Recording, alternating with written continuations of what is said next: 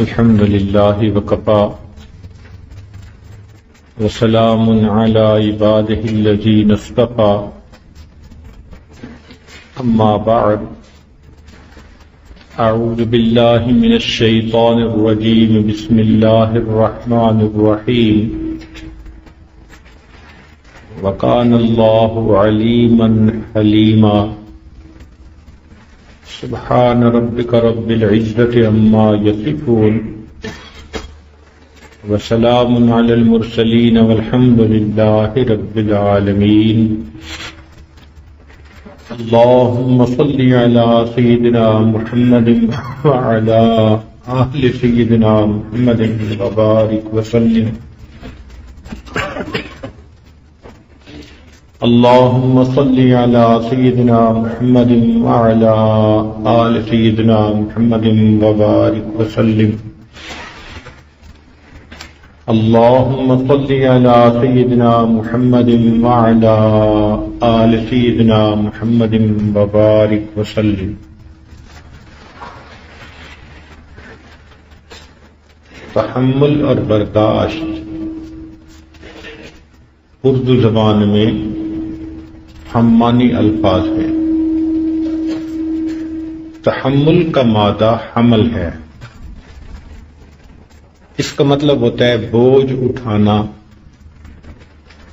اور یہ لفظ دو طرح سے استعمال ہوتا ہے، ایک ہا کی زیر کے ساتھ کسرہ کے ساتھ، تو اس کو حمل کہتے ہیں۔ حمل کا مطلب ہوتا ہے ظاہر میں بوجھ اٹھانا، سر پہ اٹھانا، ہاتھ سے اٹھانا، جو نظر آ سکے۔ قرآن مجید میں فرمایا فَإِنَّهُ يَحْمِلُ يَوْمَ الْقِيَامَةِ وِزْرًا، اور بعض مرتبہ یہ ہا کی فتحہ کے ساتھ استعمال ہوتا ہے، زبر کے ساتھ، اس کو حمل کہتے ہیں۔ اس کا مطلب ہوتا ہے کہ باطن میں بوجھ اٹھانا، جیسے حاملہ عورت نہ اس کے سر پہ بوجھ نظر آتا ہے نہ ہاتھ میں بوجھ نظر آتا ہے، لیکن اپنے بطن میں اس نے بوجھ اٹھایا ہوتا ہے، پوشیدہ بوجھ۔ قرآن مجید میں فرمایا وَأَوْلَاتُ الْأَحْمَالِ أَجَلَهُنَّ، تو معنی یہ ہوا کہ ظاہر میں بوجھ اٹھانا یا باطن میں بوجھ اٹھانا۔ اب ہر شخص واقف ہے کہ بوجھ اٹھانا مشقت کا کام ہوتا ہے، لیکن بسا اوقات انسان مشقت کے باوجود بوجھ اٹھاتا ہے، اس کو تحمل کہتے ہیں، کہ انسان کے اندر قدرت انتقام بھی ہوتی ہے، جذبہ انتقام بھی ہوتا ہے، پھر وہ اپنے نفس کو قابو کر لے، اپنے آپ کو تھام لے، اپنے آپ کو روک لے اور اس بندے کو معاف کر دے، تو اس کو کہتے ہیں تحمل مزاجی، کہ دوسرے کی ایذا پر صبر کر جانا، اس کو برداشت کر لینا اور درگزر کر دینا، یہ تحمل مزاجی اور برداشت کہلاتا ہے۔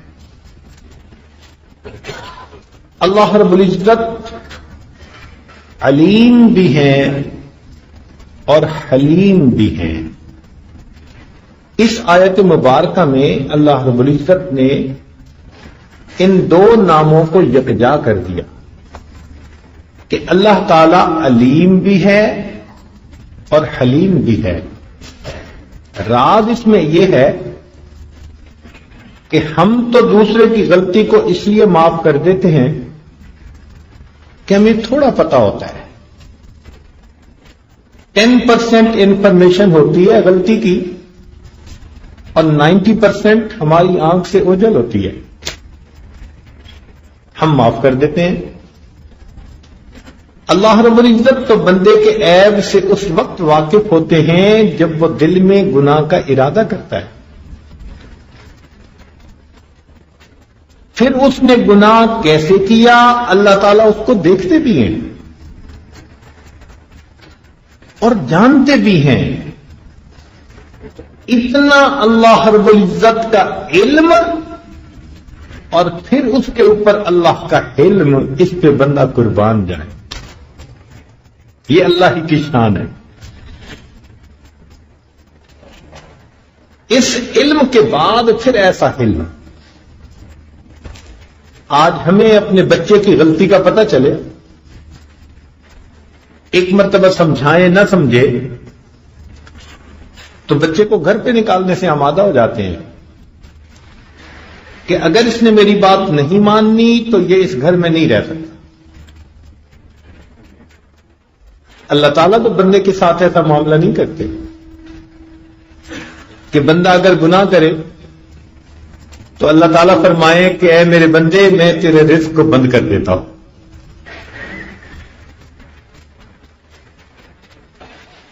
اگر بندے کا رزق بند کر دیا جاتا گناہ کرنے پر تو کیا ہوتا؟ تو اللہ رب العزت کا تحمل دیکھیے کہ بندہ گناہ کرتا ہے، اللہ تعالیٰ اس بندے کو رزق دیے جاتے ہیں. پھر اس پر عجیب بات یہ کہ قدرت انتقام کے باوجود اللہ تعالیٰ اس بندے کے گناہوں پہ پردہ ڈال دیتے، اس کو لوگوں کی نظر میں رسوا نہیں ہونے دیتے. گناہوں کے باوجود لوگ اس کی تعریفیں کرتے ہیں. اس لیے کسی عارف نے یہ کہا کہ جس نے تیری تعریف کی، جس نے تیری تعریف کی، اس نے در حقیقت تیرے پروردگار کی ستاری کی تعریف کی کہ جس پروردگار نے تجھے چھپا لیا. اگر اللہ تعالی ہماری حقیقت کھول دے تو لوگ منہ پہ تھوکنا بھی گوارا نہ کریں. تو انسان گناہ کرتا ہے، اللہ رب العزت رزق بند نہیں کرتے، اور پھر اللہ تعالیٰ اس کو رسوا نہیں ہونے دیتے، پردے ڈال دیتے ہیں، چھپا لیتے ہیں، اور اللہ تعالیٰ اس کو فوری سزا بھی نہیں دیتے. یہاں تو بچہ غلطی کرے تو ماں بھی تھپڑ لگا دیتی ہے. اگر قدرت کا بھی معاملہ ایسا ہوتا تو کیا بنتا؟ اللہ تعالیٰ سزا کو مؤخر فرماتے ہیں. یہ بھی ہو سکتا تھا کہ بندہ گناہ کرتا، اللہ تعالیٰ اس سے صحت واپس لے لیتے، تو پھر ہمارا کیا بنتا؟ پروردگار ایسا نہیں کرتے، بندے کو سنورنے کا موقع دیتے ہیں، سدھرنے کا موقع دیتے ہیں. اس لیے کسی نے یہ کہا کہ اس دنیا میں کسی بچے کی پیدائش اس بات کا ثبوت ہے کہ اللہ تعالیٰ اپنے بندوں سے ابھی مایوس نہیں ہوا.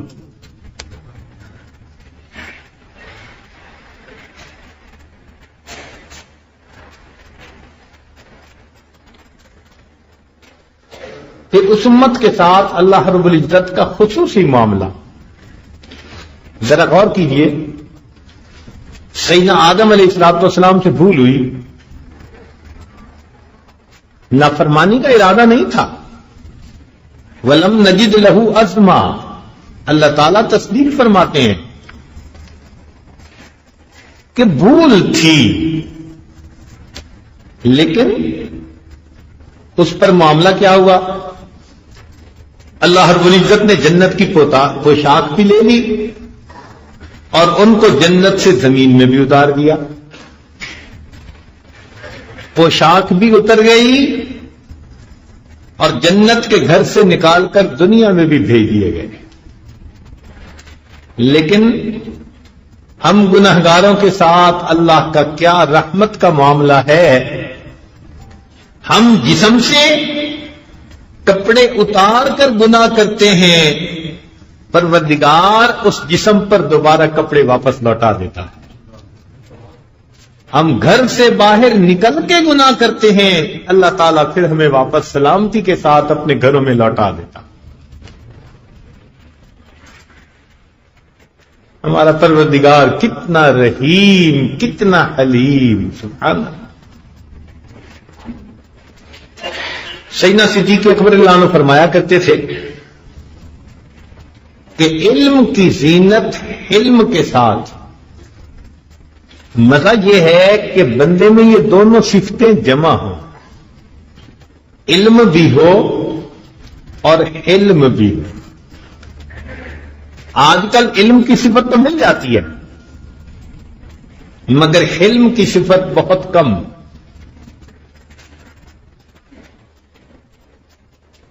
تخلقوا باخلاق اللہ.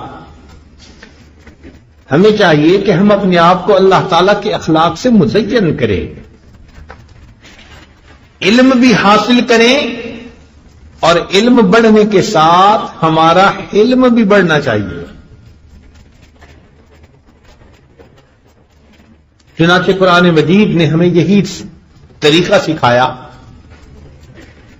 کہ ہم برائی کے بدلے میں اچھائی کا جواب دیں. فرمایا ادفع باللتی ہی احسن، تم برائی کو اچھائی کے ساتھ دھکیلو. لوگ اگر برائی کا معاملہ کرتے ہیں تم اچھائی کا معاملہ کرو. حضرت عیسیٰ علیہ السلام سے ایک آدمی بہت بدتمیزی کا معاملہ کر رہا تھا، بلکہ گالیاں دے رہا تھا. دیکھنے والے کو بڑی حیرت ہوئی. اس نے کہا کہ حضرت یہ آپ کے ساتھ ایسے رف الفاظ کا استعمال کر رہا ہے اور آپ پھر سے دعا دے رہے ہیں. تو حضرت عیسیٰ علیہ السلام نے جواب میں فرمایا کل اناء یترشح بما فیہ، ہر برتن سے وہی نکلتا ہے جو اس برتن میں بھرا ہوا ہوتا ہے. اس میں شر بھرا تھا، شر نکل رہا تھا، میرے اندر اللہ نے خیر ڈالی، میرے اندر سے خیر نکل رہی. تو شریعت نے ہمیں یہ قانون بتایا کہ اگر کوئی تمہارے ساتھ برائی بھی کرے تو تم اس کے ساتھ اچھائی کا معاملہ کرو. اس لیے کہ اگر کوئی بندہ ناپاک کپڑے کو دھونا چاہے تو وہ پیشاب سے کبھی نہیں پاک ہوتے. ناپاک کپڑوں کو دھونے کے لیے پاک پانی کی ضرورت ہے.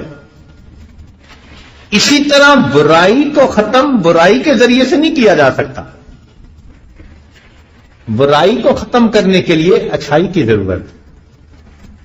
اور قرآن مجید نے ہمیں کہا ادفع باللتی ہی احسن، کہ تم برائی کے بدلے میں اچھائی کے ذریعے سے جواب دو. ایک جگہ فرمایا کہ جو لوگ برائی کے بدلے میں اچھائی کا معاملہ کرتے ہیں وَيَدْرَؤُونَ بِالْحَسَنَةِ السَّيِّئَةِ أُولَٰئِكَ لَهُمْ عُقْبَى الدَّارِ، ان کو اللہ تعالیٰ جنت میں بہترین ٹھکانہ عطا فرمائے.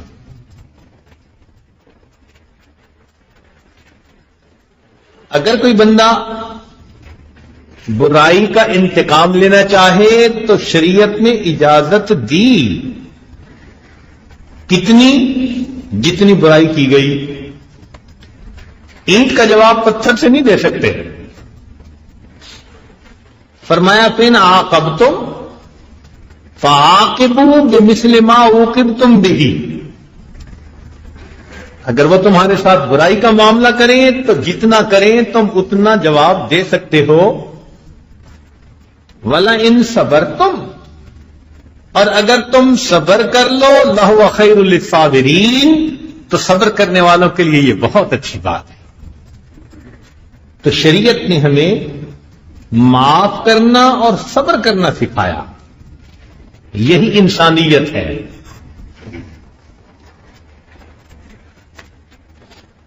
چنانچہ نبی علیہ الصلوۃ والسلام کی زندگی کو دیکھیں تو عفو و درگزر، تحمل اور برداشت، معاف کرنے کی ایسی مثالیں ملتی ہیں کہ انسان حیران ہو جاتا ہے۔ تاریخ انسانیت میں کسی نے دوسروں کی غلطیوں کو اتنا معاف نہیں کیا جتنا رسول اللہ صلی اللہ علیہ وسلم نے اپنے دشمنوں کی غلطیوں کو معاف کر۔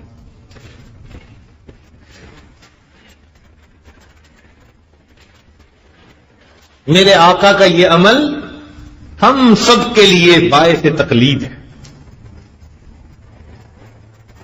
چنانچہ مولانا ابوالکلام آزاد لکھتے ہیں، مظلومی میں صبر، مقابلے میں عزم، معاملے میں راست بازی اور طاقت و اختیار کے باوجود عفو و درگزر انسانیت کے وہ نوادر ہیں جو کسی ایک زندگی میں اس طرح جمع نہیں ہوئے جیسے نبی علیہ السلام کی زندگی میں جمع تھے۔ قاضی عیاض رحمت اللہ علیہ شفا شریف میں لکھتے ہیں، وَهُوَ صلی اللہ علیہ وسلم لا يزيد ما کثرت الاذى الا صبرا،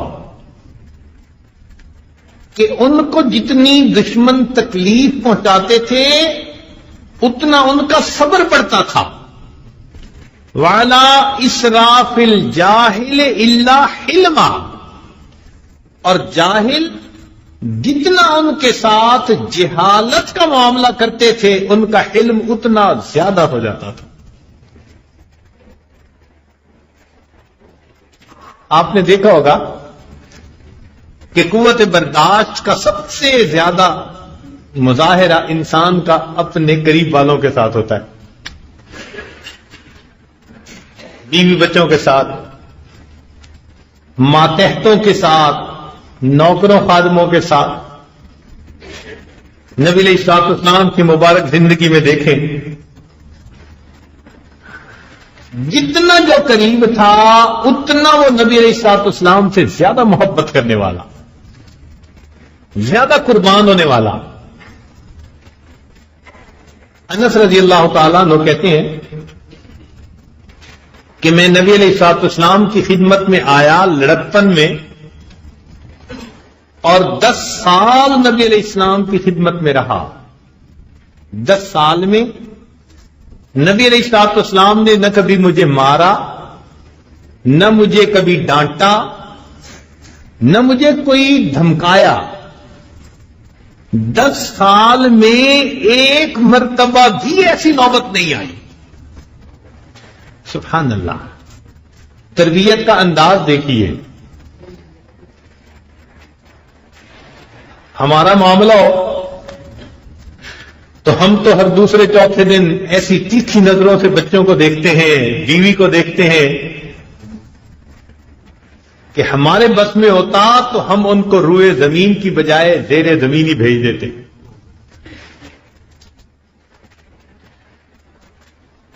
نبی علیہ السلام کا انداز تربیت ہی اور تھا۔ چنانچہ ایک نوجوان تھے، ان کی عادت تھی کہ جہاں کہیں ان کو اچھی کھجور کا درخت ملتا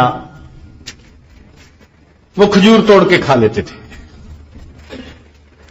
علاقے کا دستور یہ تھا کہ اگر پھل کہیں گرا پڑا ہو تو جو چاہے اٹھا کے کھا لے، اجازت تھی، اذن عام تھا۔ لیکن درخت پر چڑھ کر پھل توڑنا، اس کے لیے اجازت لینے کی ضرورت ہوتی تھی مالک سے۔ یہ نوجوان تھے، جہاں پھل پسند آتا درخت پہ چڑھ کے توڑ لیتے، خوشا اور کھانا شروع کر دیتے۔ ایک مرتبہ ایک مالک نے ان کو پکڑ لیا، اور انہوں نے نبی علیہ السلام کی خدمت میں پیش کر دیا. یہ نوجوان کہتے ہیں کہ جب مجھے نبی علیہ السلام کے سامنے لایا گیا تو میں پہلے تو بڑا ڈرا کہ آج میرا ہاتھ کٹے گا.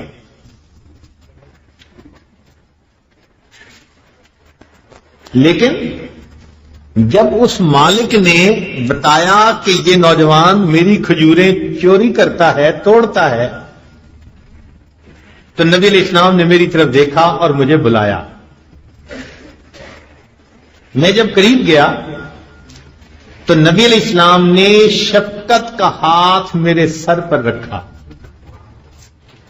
وہ کہتے ہیں کہ آدھا خوف تو میرا وہی ختم ہو گیا. پھر نبی علیہ السلام نے مجھ سے سوال پوچھا کہ تم ایسا کیوں کرتے ہو؟ میں نے بتایا کہ اللہ کے نبی صلی اللہ علیہ وسلم بھوک لگتی ہے تو میں کھجوریں توڑ کے کھا لیتا. تو نبی علیہ السلام نے ڈانٹا نہیں، جواب میں سمجھایا کہ دیکھو نیچے گری ہوئی کھجور ہو تو اٹھا کے کھا لیا کرو، اجازت ہوتی ہے. درخت پر چڑھ کر توڑنا مالک کی اجازت کے بغیر جائز نہیں. میں نے اسی وقت کہا جی میں آج کے بعد ایسا نہیں کروں گا.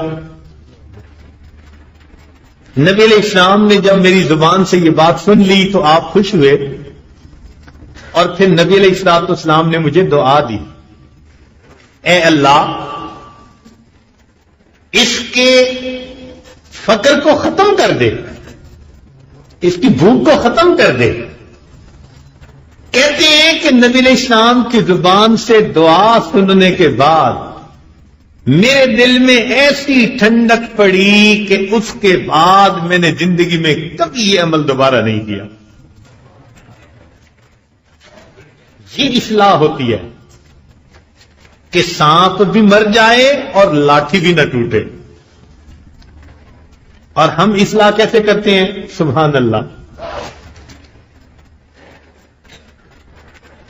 جو جتنا قریبی ہوتا ہے اتنا زیادہ غصے ہوتے ہیں. اور شیطان نے آج کے دور میں لفظوں کو بدل دیا ہے، نئے نام دے دیے ہیں تاکہ لوگ گناہ چھوڑ نہ سکیں. چنانچہ غیبت کا نام گپ شپ رکھ دیا، جھوٹ کا نام بہانہ رکھ دیا. عورت کہے گی میں نے خاوند کے سامنے بہانہ کر دیا، وہ بہانہ نہیں، وہ جھوٹ ہوتا ہے. تو خوبصورت نام اس لیے بدل دیے کہ گناہ سے نفرت نہ ہو. تو غیبت کا نام گپ شپ، جھوٹ کا نام بہانہ اور غصے کا نام جلال. وہ جی بڑی جلالی طبیعت ہے.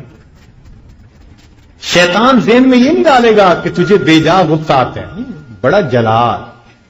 کیا نام رکھ دیا، خوبصورت نام، تاکہ یہ گناہ چھوٹنے نہ پائے. تو نبی علیہ السلام نے اصلاح فرمائی مگر جلال کا تو کہیں درمیان میں تذکرہ نہ آیا. کتنے جمال سے نبی رحمت نے ایک برائی کو ہمیشہ کے لیے دل سے ختم کر کے رکھ دیا.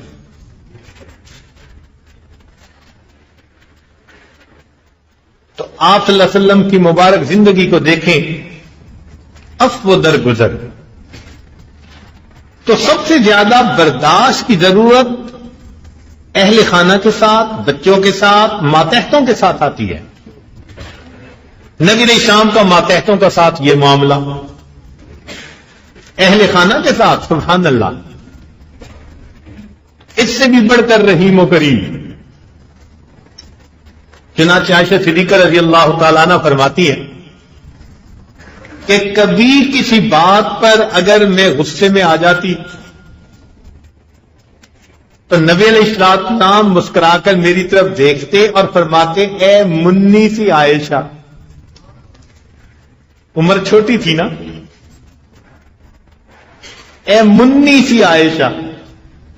اب آپ دیکھیے کہ اس ایک لفظ میں کتنا پیار کا میسج ہے جو بیوی کو کنوے ہو رہا ہے.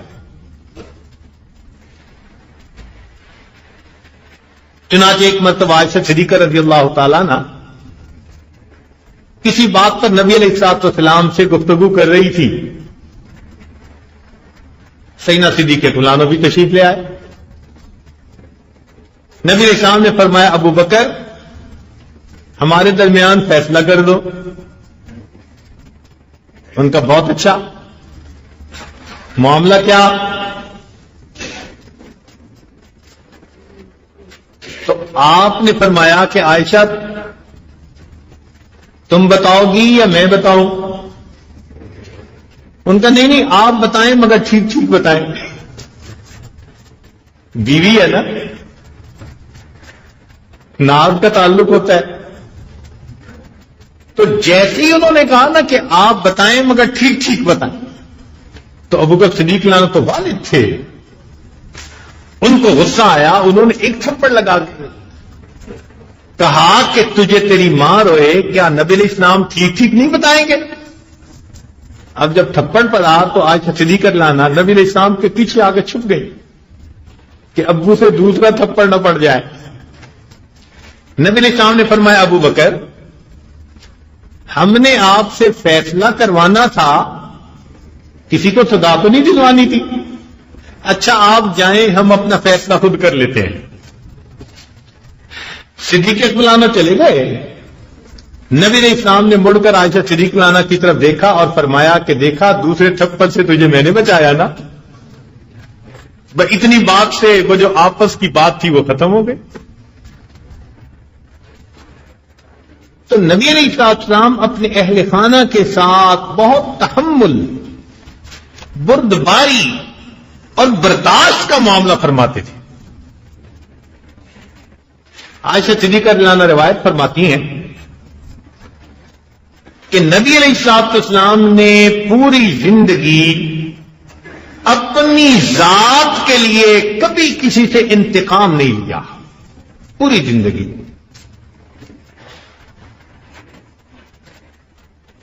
چنانچہ آپ نے سنا ہے کہ جب نبی علیہ السلام طائف تشریف لے گئے تو ان لوگوں نے کیا معاملہ کیا. مہمان کو کھانا تک نہ پوچھا, پانی نہ دیا, بلکہ نوجوانوں کو کہا کہ ان کو شہر میں ٹھہرنے بھی نہ دو.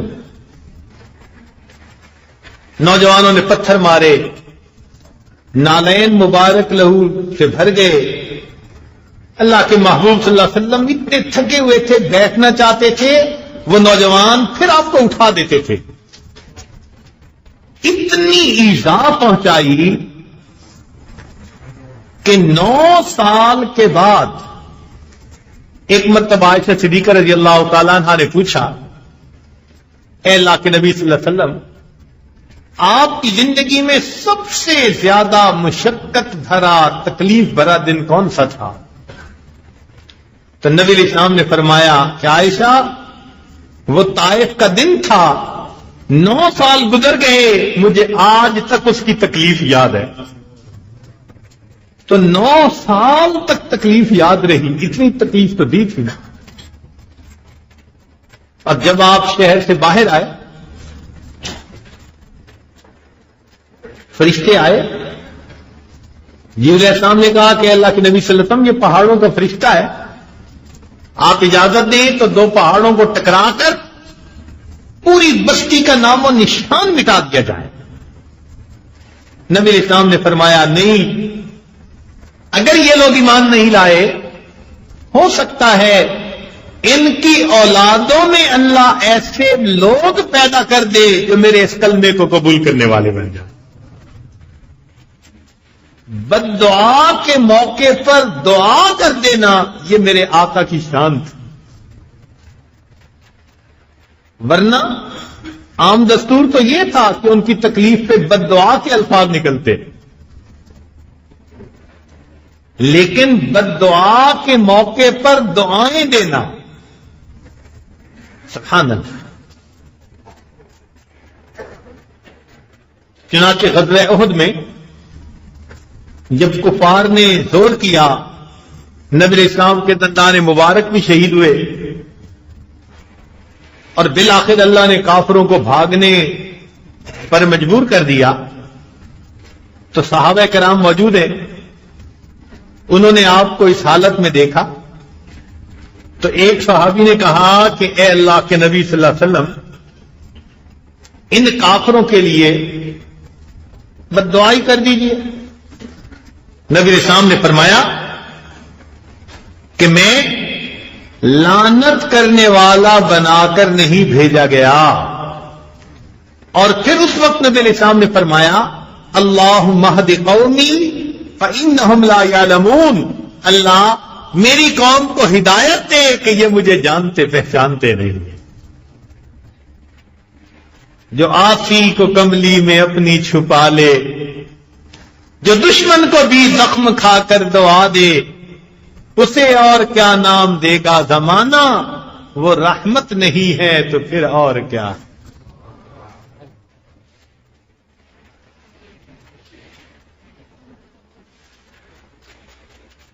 جب نبی علیہ السلام نے ہجرت فرمائی تو مدینہ طیبہ میں کچھ عرصہ کے بعد کافروں کا ایک سردار آیا جو یمامہ کا سردار تھا، نام تھا ثمامہ بن اسال۔ خیر لمبی بات ہے، اس کو مختصر کریں، to cut the story short, وہ ایمان لے آیا، واپس چلا گیا۔ اہل مکہ کو اپنی ضرورت کے لیے جو گندم تھی وہ یمامہ سے منگانی پڑتی تھی۔ جب وہ سردار ایمان لے آیا تو اگلی مرتبہ اس نے قریش مکہ کو گندم بیچنے سے انکار کر دیا۔ بھائی مالک کی مرضی ہوتی ہے، جس کو چاہے بیچے، جس کو چاہے نہ بیچے۔ اس نے انکار کر دیا، گندم کی شارٹیج ہو گئی، اہل مکہ فاقوں پہ مجبور ہو گئے۔ جب مکہ کے لوگوں کو فاقے ہونے لگے تو انہوں نے ایک وفد بھیجا نبی علیہ السلام کی خدمت میں۔ اب یہ کون لوگ تھے؟ وہ ظالم لوگ تھے جنہوں نے صحابہ کو بھی تکلیفیں پہنچائیں اور اللہ کے پیارے حبیب صلی اللہ علیہ وسلم کو بھی 13 سال تکلیفیں پہنچائیں۔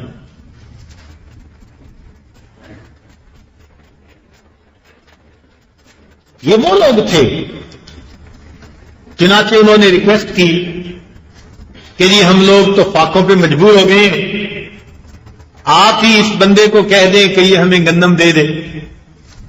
نبی علیہ الصلوۃ والسلام نے یہ بات سنی، آپ نے جواب میں ایک بات آگے سے نہیں کہی، فوراً ثمامہ بن اسال کو آپ نے پیغام بھیجا کہ تم حسب دستور اہل مکہ کو گندم دو تاکہ وہ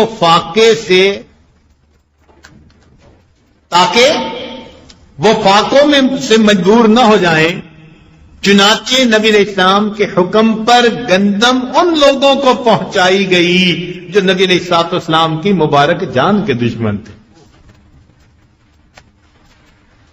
کیا ہم اپنی زندگی میں کوئی ایک واقعہ سوچ سکتے ہیں کہ ہمارا ایسا کوئی دشمن ہو اور ہم نے پھر اس کے ساتھ اچھائی کا معاملہ کر دیا؟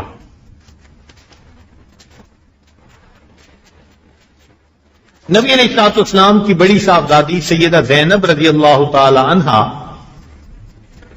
ان کی شادی اپنے کزن سے ہوئی تھی، ان کا نام تھا ابو العاص۔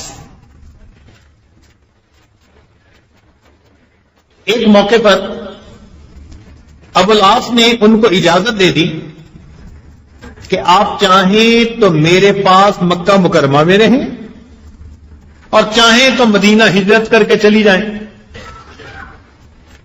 تو سیدہ زینب رضی اللہ تعالی عنہا نے ہجرت کا ارادہ فرما لیا۔ چنانچہ انہوں نے اپنے بھائی کنانا کو کہا کہ ان کو تم مدینہ کی طرف چھوڑ کے آؤ۔ ادھر سے نبی علیہ الصلوۃ والسلام نے بھی صحابہ کو بھیج دیا تھا جو مکہ سے تھوڑے فاصلے پر انتظار میں تھے۔ چنانچہ سیدہ زینب رضی اللہ تعالیٰ عنہ تیار ہوئی۔ جب مکہ سے باہر نکلنے لگی تو کافروں کو پتہ چل گیا ابو سفیان اس وقت سب سے زیادہ خفا ہوا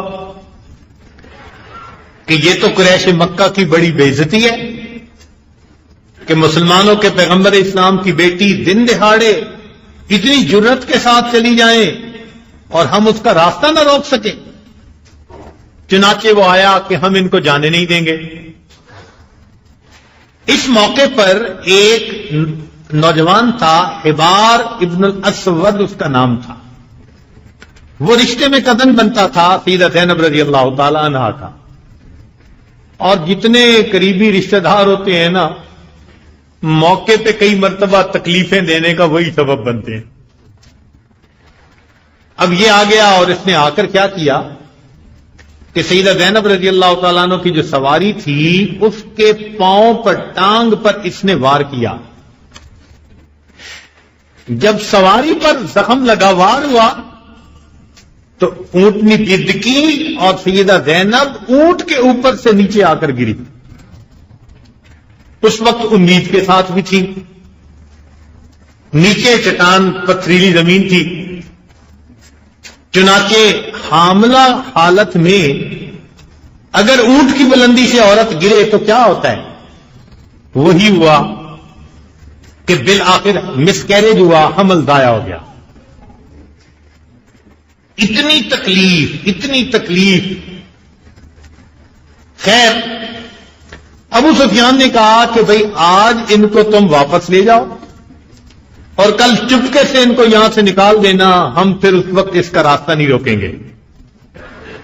بات کرنے والے کو اتنا تو کہہ دیں گے نا کہ ہاں ہم نے ایک مرتبہ ان کا راستہ روکا تھا. چنانچہ سیدہ زینب رضی اللہ تعالی عنہا کو اس تکلیف کی حالت میں مکہ مکرمہ سے مدینہ کا سفر کرنا پڑا.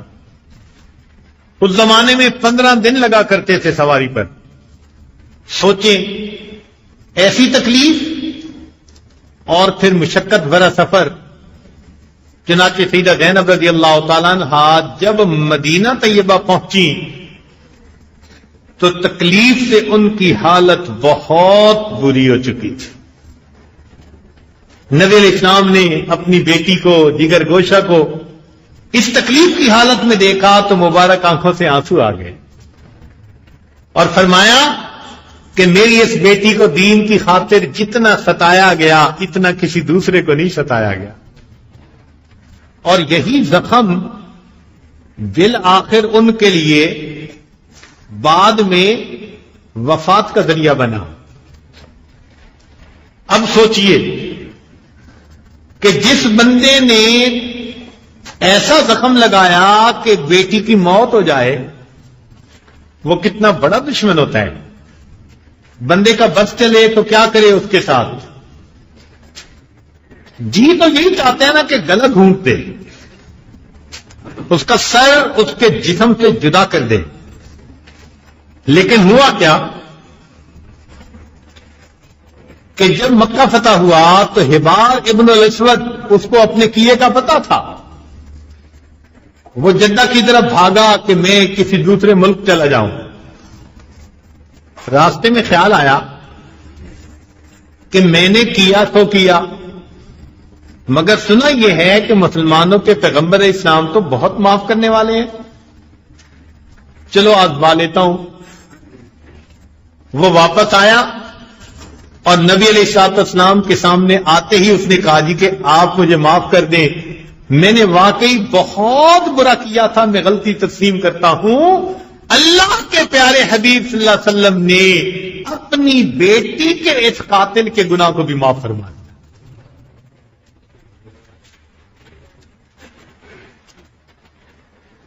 ہم لوگوں کی زبان سے نکلے ہوئے لفظ کو معاف نہیں کر سکتے. وہ جی فلاں نے محفل میں یوں کہا، فلاں نے میرے بارے میں یوں کہا. کوئی لفظ بول دے نا تو ہم سے لفظ برداشت نہیں ہوتے. ایسے دشمنوں کو معاف کرنا تو بہت دور کی بات. تو نبی علیہ الصلوۃ والسلام کی مبارک زندگی میں عفو درگزر بہت زیادہ آپ کو نظر آئے گی. چنانچہ مکہ مکرمہ میں ایک اسلحہ ڈیلر تھا، اس کا نام تھا صفوان بن امیہ. یہ اس زمانے میں اتنا بڑا اسلحہ ڈیلر تھا کہ اس کے پاس ہزاروں تیر، نیزے، تلواریں اسٹاک میں ہوتے تھے. جب قبیلے لڑتے تھے تو اس سے کرائے پر وہ اوزار لے کر جاتے تھے، ہتھیار لے کر جاتے تھے. حتیٰ کہ جب غزوہ حنین کے لیے نبی علیہ السلام تشریف لے جانے لگے، حدیث مبارکہ میں آتا ہے کہ نبی علیہ الصلوۃ والسلام نے اس سے تلواریں اور نیزے ادھار لیے. اتنا بڑا تو اسلحہ ڈیلر تھا نا. اس نے ایک آدمی کو تیار کیا، اس کا نام تھا عمیر بن وہب. اس کو کہا دیکھ تیرے اہل خانہ کا سارا خرچہ اس کی ذمہ داری میں لیتا ہوں، پوری زندگی ان کو خرچہ میں دوں گا. یہ ایک تلوار ہے، زہر میں بجھی ہوئی ہے، اس کو لے کر مدینہ طیبہ جا اور مسلمانوں کے پیغمبر اسلام پر حملہ کر، کام ختم. اس کو پتہ یقین تھا کہ اگر اس تلوار کی خراش بھی لگ گئی تو وہ دوسرے بندے کے مرنے کے لیے کافی ہے، چونکہ زہر میں بجھی ہوئی تھی. عمیر اس کے لیے تیار. چنانچہ وہ مدینہ طیبہ آیا. اللہ تعالیٰ کی شان دیکھیے کہ ایک صحابی نے انہیں دیکھا، انہیں احساس ہوا کہ بدلے بدلے میرے سرکار نظر آتے ہیں. چنانچہ انہوں نے عمیر کو گرفتار کر لیا، نبی علیہ السلام کی خدمت میں پیش کیا. آپ صلی اللہ علیہ وسلم نے پوچھا تو اس نے صاف بات بتا دی، اور ساتھ یہ بھی کہنے لگا جی کہ بس آپ مجھے معاف کر دیں، میں غربت سے تنگ ہو کے اس کام کے لیے مجبور ہو گیا. اللہ کے نبی صلی اللہ علیہ وسلم نے عمیر بن وہب کو بھی معاف فرما دیا. یہ واپس مکہ مکرمہ آیا. تھوڑے عرصے کے بعد نبی علیہ الصلوۃ والسلام نے مکہ کو فتح کیا. جب مکہ فتح ہوا تو عمیر بن وہب نے تو آ کر کلمہ پڑھ لیا، مسلمان ہو گیا. لیکن صفوان بن امیہ کو پکا پتا تھا کہ میرے تو قتل کے احکام جاری ہو جائیں گے. وہ جان بچا کے بھاگا، چاہتا تھا کہ وہ یمن چلا جائے. لیکن عمیر بن وہب نے جب اسلام قبول کیا تو اس نے نبی علیہ السلام کی خدمت میں عرض کیا، اے اللہ کے نبی صلی اللہ علیہ وسلم، صفوان بن امیہ اپنی جان بچانے کے لیے بھاگ گیا ہے. میں آپ سے یہ درخواست کرتا ہوں کہ آپ اس کی جان کو امان دے دیں، بخش دیں. نبی علیہ الصلوۃ والسلام نے معاف فرما دیا. عمیر کہنے لگا جی کہ میں اگر صفوان کو بتاؤں گا بھی نا تو وہ میری بات پہ یقین نہیں کرے گا، تو آپ کوئی نشانی دے دیں تاکہ اس کو یقین آ جائے. حدیث پاک میں آتا ہے نبی صلی اللہ علیہ وسلم نے اپنا امامہ اتار کر دے دیا، فرمایا میرا امامہ لے کے جاؤ، یہ نشانی کے طور پہ دکھا دینا. اب عمیر بن وہب چلا، راستے میں صفوان کو ملا، کہنے لگا صفوان واپس چلے. اس نے کہا جان کا خطرہ ہے. کہنے لگا نہیں، میں ان سے جان بخشی کا وعدہ لے چکا. اس نے کہا کیا ثبوت؟ اس نے کہا دیکھو وہ اتنے رحیم و کریم ہیں، انہوں نے اپنا امامہ بطور نشانی کے عطا فرما دیا. صفوان حیران رہ گیا، واپس آیا، نبی علیہ الصلوۃ والسلام کی خدمت میں حاضر ہو کر کہنے لگا میں نے سنا ہے کہ آپ نے مجھے معاف کر دیا. میں نے سنا ہے آپ نے مجھے معاف کر دیا. نبی صاحب نے فرمایا ہاں. کہنے لگا میں نے تو ابھی اسلام لانے کا ارادہ نہیں کیا، مجھے آپ 2 مہینے کی مہلت دے دیں. نبی علیہ السلام نے فرمایا کہ میں تمہیں 2 کی بجائے 4 مہینے کی مہلت دیتا ہوں. جب تیرا جی چاہے اس وقت کلمہ پڑھ لینا. اللہ نے صفوان کے دل پر ایسا اثر ڈالا کہ 4 مہینے گزرنے سے پہلے اس نے کلمہ پڑھا اور وہ مسلمان ہے. تو نبی علیہ الصلوۃ والسلام کے عفو و درگزر کو دیکھ کر انسان حیران ہوتا ہے اور سوچنے پہ مجبور ہوتا ہے کہ انسانیت اسی کا نام ہے. جب خیبر فتح ہوا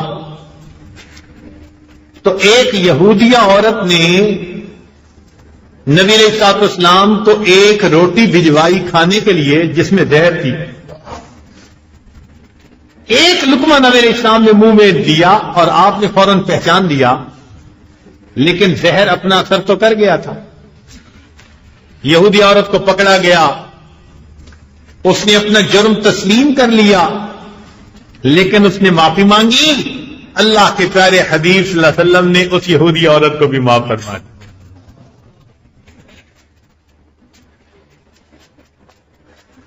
جب مکہ فتح ہوا تو ابو جہل کے بیٹے جن کا نام تھا اکرمہ، ان کو بہت ڈر تھا کہ میرے والد نے جو کیا اب اس کا خمیازہ مجھے بھگتنا پڑے گا. تو یہ فتح مکہ کے دن وہاں سے بھاگ گئے. ان کی بیوی ام حکیم رضی اللہ تعالی عنہا نبی علیہ السلام کی خدمت میں حاضر ہوئی، کلمہ پڑھا. کلمہ پڑھنے کے بعد کہنے لگی جی کہ آپ میرے خاوند کو بھی معاف فرما دیجیے. نبی علیہ السلام نے ان کو بھی معاف کر دیا. اب ام حکیم رضی اللہ تعالیٰ عنہ اپنے خاوند کو تلاش کرنے چلی. ایک جگہ دریا کے کنارے جب پہنچی تو پتہ چلا کہ خاوند کشتی میں ابھی یہاں سے روانہ ہوا. انہوں نے بھی کشتی کرائے پہ لی اور کشتی چلانے والے کو کہا کہ ذرا جلدی کرو مجھے ملنا ہے. دریا میں کشتی کے سامنے کشتی لائی گئی تو انہوں نے اپنے خاوند سے کہا کہ آپ کہاں جا رہے ہیں؟ اس نے کہا میری جان کا خطرہ.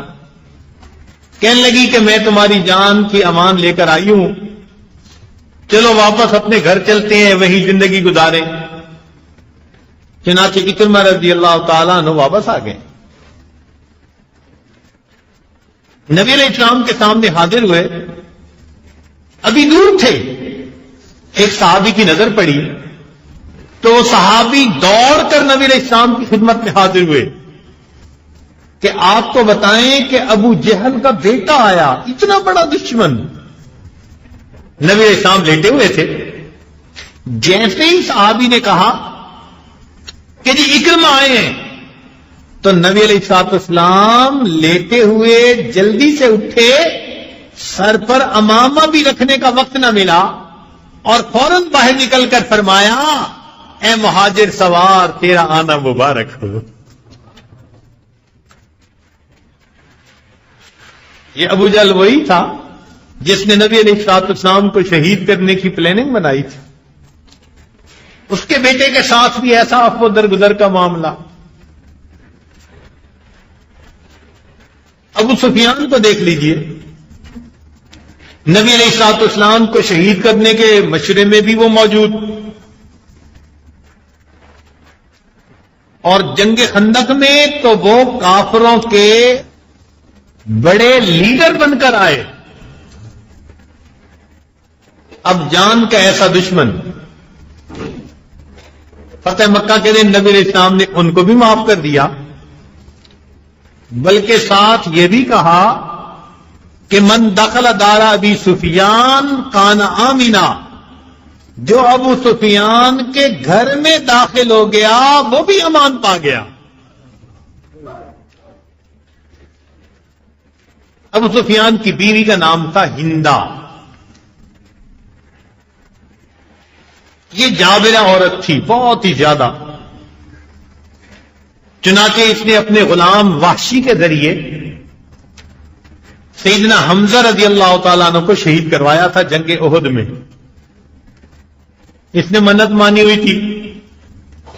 جب حمزہ رضی اللہ تعالیٰ عنہ شہید ہوئے تو یہ آئی, اس کے خنجر سے آپ کے سینے کو چیرا, جسم سے ان کا دل نکالا اور کلیجے کو چبایا, پھر کان کاٹے, پھر آنکھیں نکالی, برا یعنی لاش کو مسخ کر کے رکھ دیا. روایت میں آتا ہے کہ نبی علیہ السلام نے جب اپنے چچا کی لاش کو دیکھا تو آپ کی آنکھوں سے آنسو آ گئے. اس لیے آپ نے اپنی پھپھی کو منع کیا تھا, صفیہ رضی اللہ تعالی عنہا کو, کہ اپنے بھائی کے لاش کو دیکھنے نہ آنا, تم برداشت نہیں کر سکو گی. نبی علیہ السلام کے دل پہ بہت دکھ تھا, کیونکہ حمزہ رضی اللہ عنہ چچا بھی تھے اور نبی علیہ الصلوۃ والسلام کے دوست بھی تھے اور دودھ شریک بھائی بھی بنتے تھے. ایک باندی نے دونوں کو بچپن میں دودھ بھی پلایا ہوا تھا. 3 رشتے تھے. تو نبی علیہ الصلوۃ والسلام کے دل پہ کتنا زخم لگا ہوگا. جب فتح مکہ ہوا تو ہندا, جس نے نبی علیہ السلام کے چچا کے ساتھ یہ سارا معاملہ کیا تھا, وہ آئی, اس نے کلمہ پڑھا اور نبی علیہ الصلوۃ والسلام نے کلمہ پڑھنے پر اس کے اس غلطی کو معاف فرما دیا. آج بہن بہن کو معاف نہیں کرتی.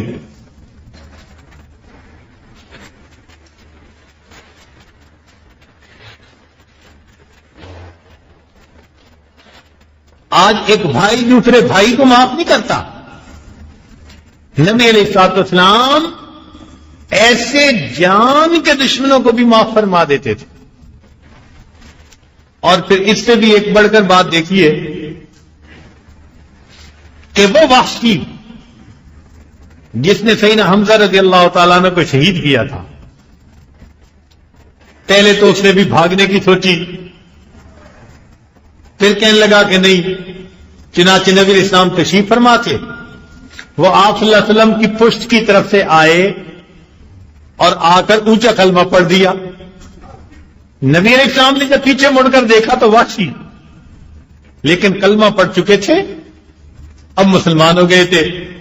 نبی علیہ السلام نے ان کے کلمے کو بھی قبول کر کے انہیں معاف کر دیا. البتہ اتنا کہا کہ وحشی زیادہ سامنے نہ آیا کرو, تمہیں دیکھ کے مجھے اپنے چچا یاد آ جاتے, تمہیں دیکھ کے مجھے اپنے چچا یاد آ جاتے.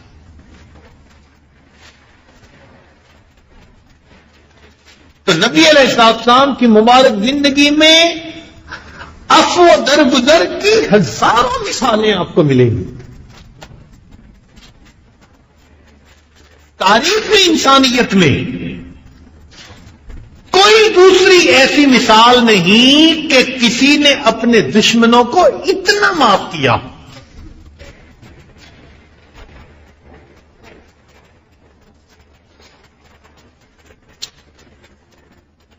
جب مکہ فتح ہوا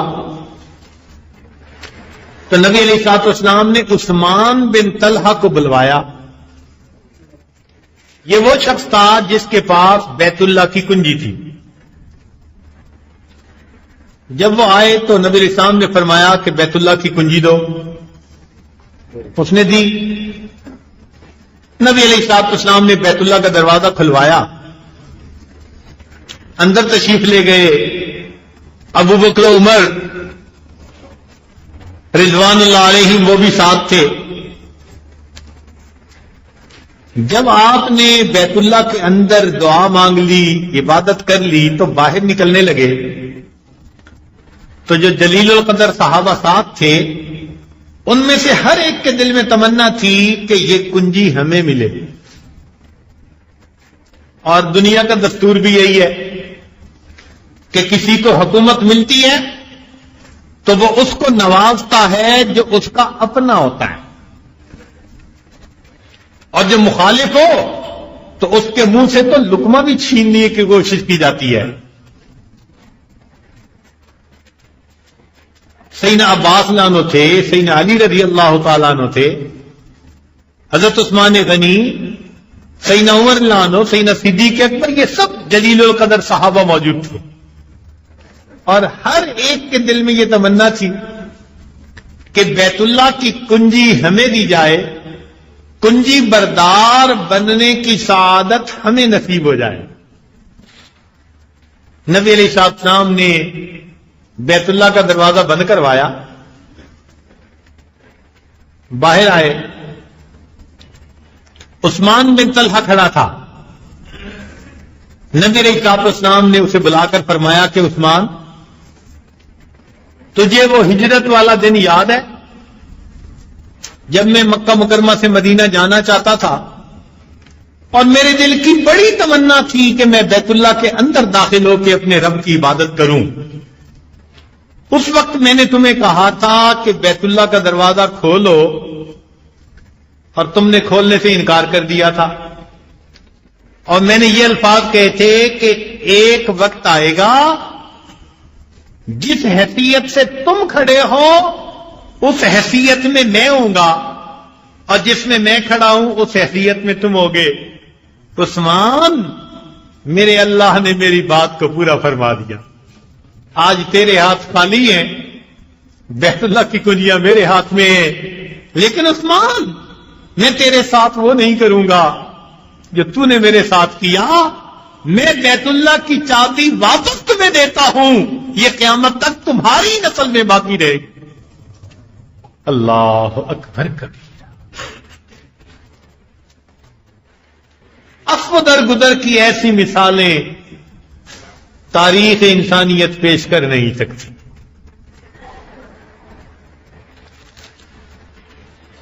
فتح مکہ کے دن نبی علیہ السلام حجر اسود کے سامنے تشریف فرمائے. مکہ کے بڑے بڑے سردار سب سامنے ہیں، سر جھکے ہوئے ہیں. ان کو اپنا کیا یاد تھا کہ جب مسلمان یہاں تھے ہم نے بلال رضی اللہ عنہ کو کیسے سزائیں دی، ہم نے خبیب کے ساتھ کیا کیا، خباب کے ساتھ کیا کیا، سیدہ دنیرہ کے ساتھ کیا کیا، سمیہ کے ساتھ کیا کیا، خود نبی علیہ السلام کو کیا تکلیفیں پہنچائیں، انہیں سب یاد تھا. اور آج ان کے دل کہہ رہے تھے کہ پتہ نہیں ہم سے کیسے بدلہ لیا جائے گا. سر جھکے ہوئے تھے. نبی علیہ السلام نے اس وقت ان کو فرمایا کہ بتاؤ تم مجھ سے کس سلوک کی توقع رکھتے ہو. وہ کہنے لگے کہ آپ کریم ہیں، ہمارے ساتھ کریموں والا معاملہ فرمائیں گے. نبی اسلام کہہ سکتے تھے کہ مجھے وہ 13 سالہ زندگی کی باتیں اب بھی یاد ہیں، مجھے یاد ہے وہ ذرا ذرا، تمہیں یاد ہو کہ نہ یاد ہو. نبی علیہ السلام نے انہیں آر نہیں دلائی، تانا نہیں دیا، اتنا کہا ہاں میں تمہارے ساتھ وہی معاملہ کرتا ہوں جو میرے بھائی یوسف علیہ السلام نے اپنے بھائیوں کے ساتھ کیا تھا. انہوں نے فرمایا تھا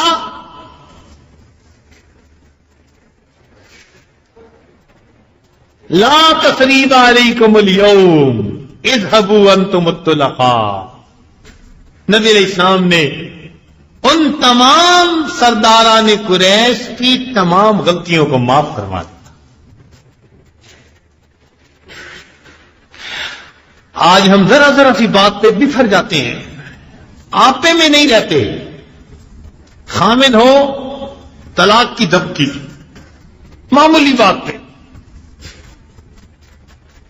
بیوی بھی چھوٹی چھوٹی باتوں پہ ضد کر جاتی ہے، آپس میں ہی ایک دوسرے کے ساتھ الجھے رہتے ہیں، اور پھر ہم سمجھتے ہیں کہ ہم سے زیادہ بڑا دیندار بھی کوئی نہیں. نبی علیہ السلام کی مبارک زندگی ہمارے سامنے ہے. اب ہم دیکھیں کہ ہم اپنے اندر عفو درگزر کتنا پاتے ہیں. معمولی غلطی پہ متنفر ہو جانا، دوریاں پیدا کر لینا، یہ آج عام عادت بن گئی ہے. اللہ کے بندو، فرشتے کہاں سے لاؤ گے؟ انسانوں کے ساتھ مل کر ہی رہنا ہے. ایک بات کی وجہ سے اس بندے کی باقی تمام خوبیوں کو نظر انداز کر دیتے ہیں.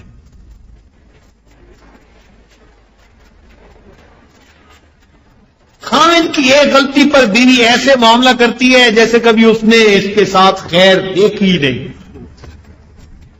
بیوی کی معمولی غلطی پر خاوند ایسے سمجھتا ہے کہ اس سے زیادہ بری عورت دنیا میں کوئی ہے ہی نہیں. یہ کیا ہے؟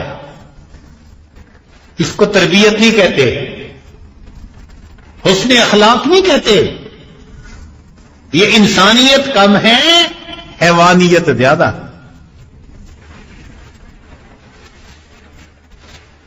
ہمیں اپنے اندر یہ اچھے اخلاق پیدا کرنے ہیں.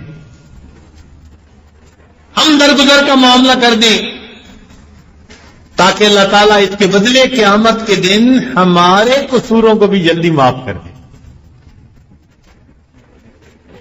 حدیث پاک میں آتا ہے جو انسان دنیا میں دوسروں کے قصوروں کو جلدی معاف کرتا ہوگا اللہ تعالیٰ قیامت کے دن اس کے قصوروں کو بھی جلدی معاف فرما دیں گے. حضرت تھانوی رحمۃ اللہ نے واقعہ لکھا ہے، ایک آدمی کی بیوی سے کوئی نقصان ہو گیا، اتنا بڑا تھا کہ خاوند چاہتا تو طلاق دے دیتا، خاوند چاہتا تو سزا دیتا، لیکن اس نے دیکھا کہ بیوی بہت شرمندہ ہے، ریگریٹ کر رہی ہے. اس نے کہا چلو کوئی بات نہیں، اللہ کی بندی غلطی کر بیٹھی، رانگ ڈیسیژن لے بیٹھی، کوئی نہیں، میں نے اس کو معاف کر دیا. کچھ عرصے کے بعد اس کی وفات ہوئی. خواب میں کسی کی ملاقات ہوئی. اس نے کہا سناؤ آگے کیا معاملہ بنا؟ کہنے لگا کہ اللہ کے حضور پیشی ہوئی، فرمایا فلاں موقع پر تم نے اپنی بیوی کو میری بندی سمجھ کے معاف کیا تھا، آج میں بھی تمہیں اپنا بندہ سمجھ کے معاف کر دیتا ہوں.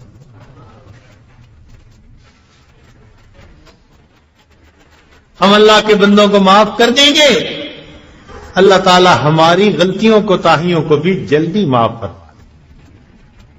اولیاء اللہ کا یہی خلق رہا ہے کہ وہ ہمیشہ معاف کرتے رہے.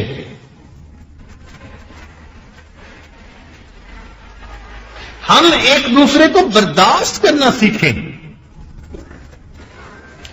ذرا سی بات پہ اختلاف رائے کو دشمنی نہ بنا لیں. اللہ کی شان ایک مسجد ہوتی ہے، ایک مسجد کے دو نمازی، ادھر بھی داڑھی ادھر بھی داڑھی، ادھر بھی ٹوپی ادھر بھی ٹوپی، ادھر بھی دین کا نام ادھر بھی دین کا نام، اور آپس میں ایک دوسرے کے ساتھ الجھے ہوئے ہوتے ہیں.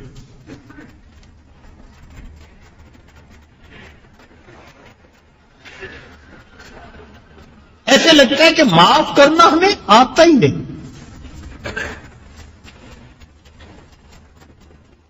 To run a big show, one should have a big heart. اچھی زندگی گزارنے کے لیے بندے کو بڑا دل کرنا پڑتا ہے. ہم اپنا دل بڑا کر لیں. برائی کے بدلے میں اچھائی کا جواب دینا، یہ قرآن کی تعلیمات. اب آپ سوچیں گے کہ جی اگر برائی کے بدلے میں ہم اچھائی کریں تو ہم تو نقصان میں نہیں. آپ نقصان میں نہیں رہیں گے، اس لیے کہ آپ اگر صبر کریں گے تو صبر کرنے والوں کے ساتھ اللہ کی مدد ہوتی ہے. اور آپ نے اگر اپنے پلڑے میں اللہ کے وزن کو لے لیا، مدد کے وزن کو لے لیا، تو آپ کا پلڑا تو پوری دنیا سے بھاری ہو جائے. یہ معاف کرنا خدائی صفت ہے. جو معاف کرے گا اللہ کی رحمت کا حصہ اس کو زیادہ نصیب ہوگا.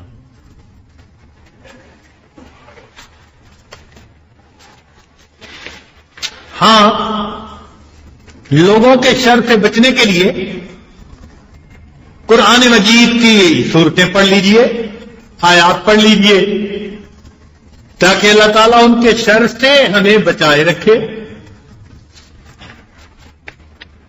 چنانچہ علامہ جلال الدین سیوطی رحمۃ اللہ علیہ نے لکھا ہے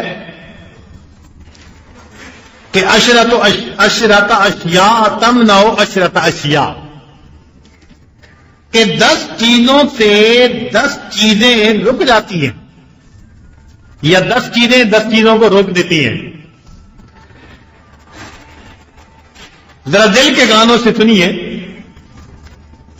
اس پر عمل کریں گے تو آپ کو کبھی کسی عامل کے پاس جانے کی ضرورت نہیں پڑے گی.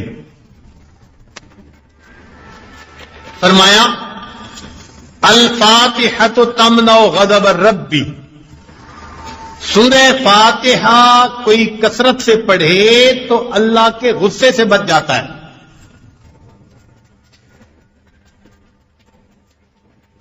یاسین تمنع عطش القیامت، سورہ یاسین اگر پڑھے تو قیامت کے دن کی پیاس سے اللہ اس کو بچا دیں گے. الدخان تمنع من احوال القیامت، سورہ دخان کی تلاوت کریں گے تو قیامت کے دن کی ہولناکیوں سے بچ جائیں گے. الواقعۃ تمنع الفقر والفاقۃ،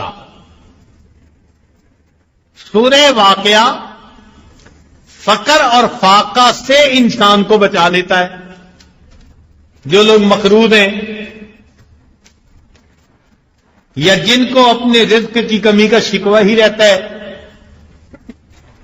سورہ واقعہ کی روزانہ تلاوت کر لیں.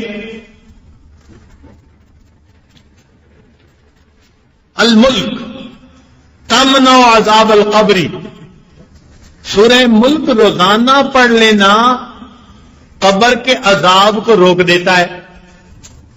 چنانچہ نبی علیہ الصلوۃ والسلام رات سونے سے پہلے سورہ ملک کی تلاوت فرماتے تھے. حدیث پاک میں نبی علیہ السلام نے فرمایا، قرآن مجید کی ایک سورت ہے، اس کی 30 آیات ہیں، اور میرا جی چاہتا ہے کہ وہ میرے ہر امتی کے دل میں ہو. تو 30 آیات یاد کرنا کون سا مشکل کام ہے؟ ایک عام آدمی بھی جو زیادہ ذہین اپنے آپ کو نہیں سمجھتا، ایک آیت روزانہ کی یاد کر سکتا ہے، گویا 1 مہینے میں سورہ فاتحہ یاد ہو گئی، سورہ ملک یاد ہو گئی. الکوثر تمنع خصوم الخصماء، سورہ کوثر کو پڑھنا جھگڑنے والوں کے جھگڑے سے بندے کو بچا لیتا ہے. تو سورہ کوثر کی تلاوت کر لیں، اللہ تعالیٰ بچا دیں گے جھگڑالو لوگوں سے. الکافرون تمنع الکفر عند النزع، سورہ کافرون کی جو تلاوت کرنے والا ہوگا اللہ تعالیٰ موت کے وقت کفر سے انسان کو بچا لیں گے. الاخلاص تمنع النفاق، سورہ اخلاص قل واللہ احد، اس کی تلاوت کرنا انسان کو نفاق سے بچا لیتا ہے، درنگی سے. الفلق تمنع حسد الحاسدین، سورہ فلق کی تلاوت کرنا حاسدوں کے حسد سے انسان کو بچا لیتا ہے. اور 10واں والناس تمنع الوساوس، جس کو نفسانی شیطانی شہوانی وساوس تنگ کرتے ہو، وہ اگر سورہ والناس کی تلاوت کر لے اللہ تعالی وساوس سے اس کی حفاظت فرما لے. تو بھائی اللہ کے بندوں سے جھگڑے کیا کرنا، قرآن کی صورتیں موجود ہیں، قرآن نسخہ شفا موجود ہے، اس کی صورتیں پڑھ لیجئے، اللہ تعالیٰ خود بخود جھگڑالو سے، حاسد سے، مخالف سے حفاظت فرما لیں گے۔ اور ہم اپنے دل میں نیت یہی کریں کہ جس نے ہمارے ساتھ برائی کا معاملہ کیا، ہم اپنی طرف سے اس کے ساتھ اچھائی کا معاملہ کریں گے۔ ہمارے اکابر ایسا ہی معاملہ کرتے تھے۔ چنانچہ ایک عجیب واقعہ ہے، ذرا توجہ سے سنیے گا۔ مینا کے میدان میں ایک بوڑھے میاں جا رہے تھے، ایک نوجوان ان کا تھیلا لے کے ہمیانی لے کے بھاگ گیا۔ کچھ دور آگے گیا تو اس کی بینائی چلی گئی، جیسے کئی مرتبہ بیٹھے ہوئے اٹھے تو آنکھوں میں اندھیرا آ جاتا ہے، تو کئی مرتبہ ایسے بھی ہوتا ہے کہ اچانک آدمی کی بینائی چلی جاتی ہے۔ اس نے رونا شروع کر دیا۔ لوگوں نے پوچھا کیا ہوا؟ کہنے لگا جی میں نے ایک بوڑھے میاں کا تھیلا چھینا، اس نے بد دعا دی، اللہ نے میری بینائی چھین لی، مجھے اس کے پاس لے چلو، میں اس سے معافی مانگوں۔ لوگ اسے بڑے میاں کے پاس لے آئے۔ بڑے میاں سے کہا کہ بڑے میاں اس کو معاف کر دیجئے۔ انہوں نے کہا میں نے تو اسی وقت ہی معاف کر دیا تھا۔ لوگ بڑے حیران، بڑے میاں یہ آپ کا تھیلا لے کے بھاگا اور آپ کہتے ہیں کہ میں نے تو اسی وقت ہی معاف کر دیا تھا؟ تو بڑے میاں نے کہا ہاں میں نے علماء سے ایک بات سنی ہے، اس کی بنا پر میں نے اسی وقت معاف کر دیا تھا۔ انہوں نے پوچھا کیا بات سنی؟ تو بڑے میاں نے عجیب بات کہی، کہنے لگے کہ میں نے علماء سے یہ بات سنی، نبی علیہ السلام نے فرمایا قیامت کے دن میری امت کا حساب پیش ہوگا، میں اس وقت تک جنت میں داخل نہیں ہوں گا جب تک میرا آخری امتی بھی حساب سے فارغ نہیں ہو جائے گا، میں انتظار میں رہوں گا۔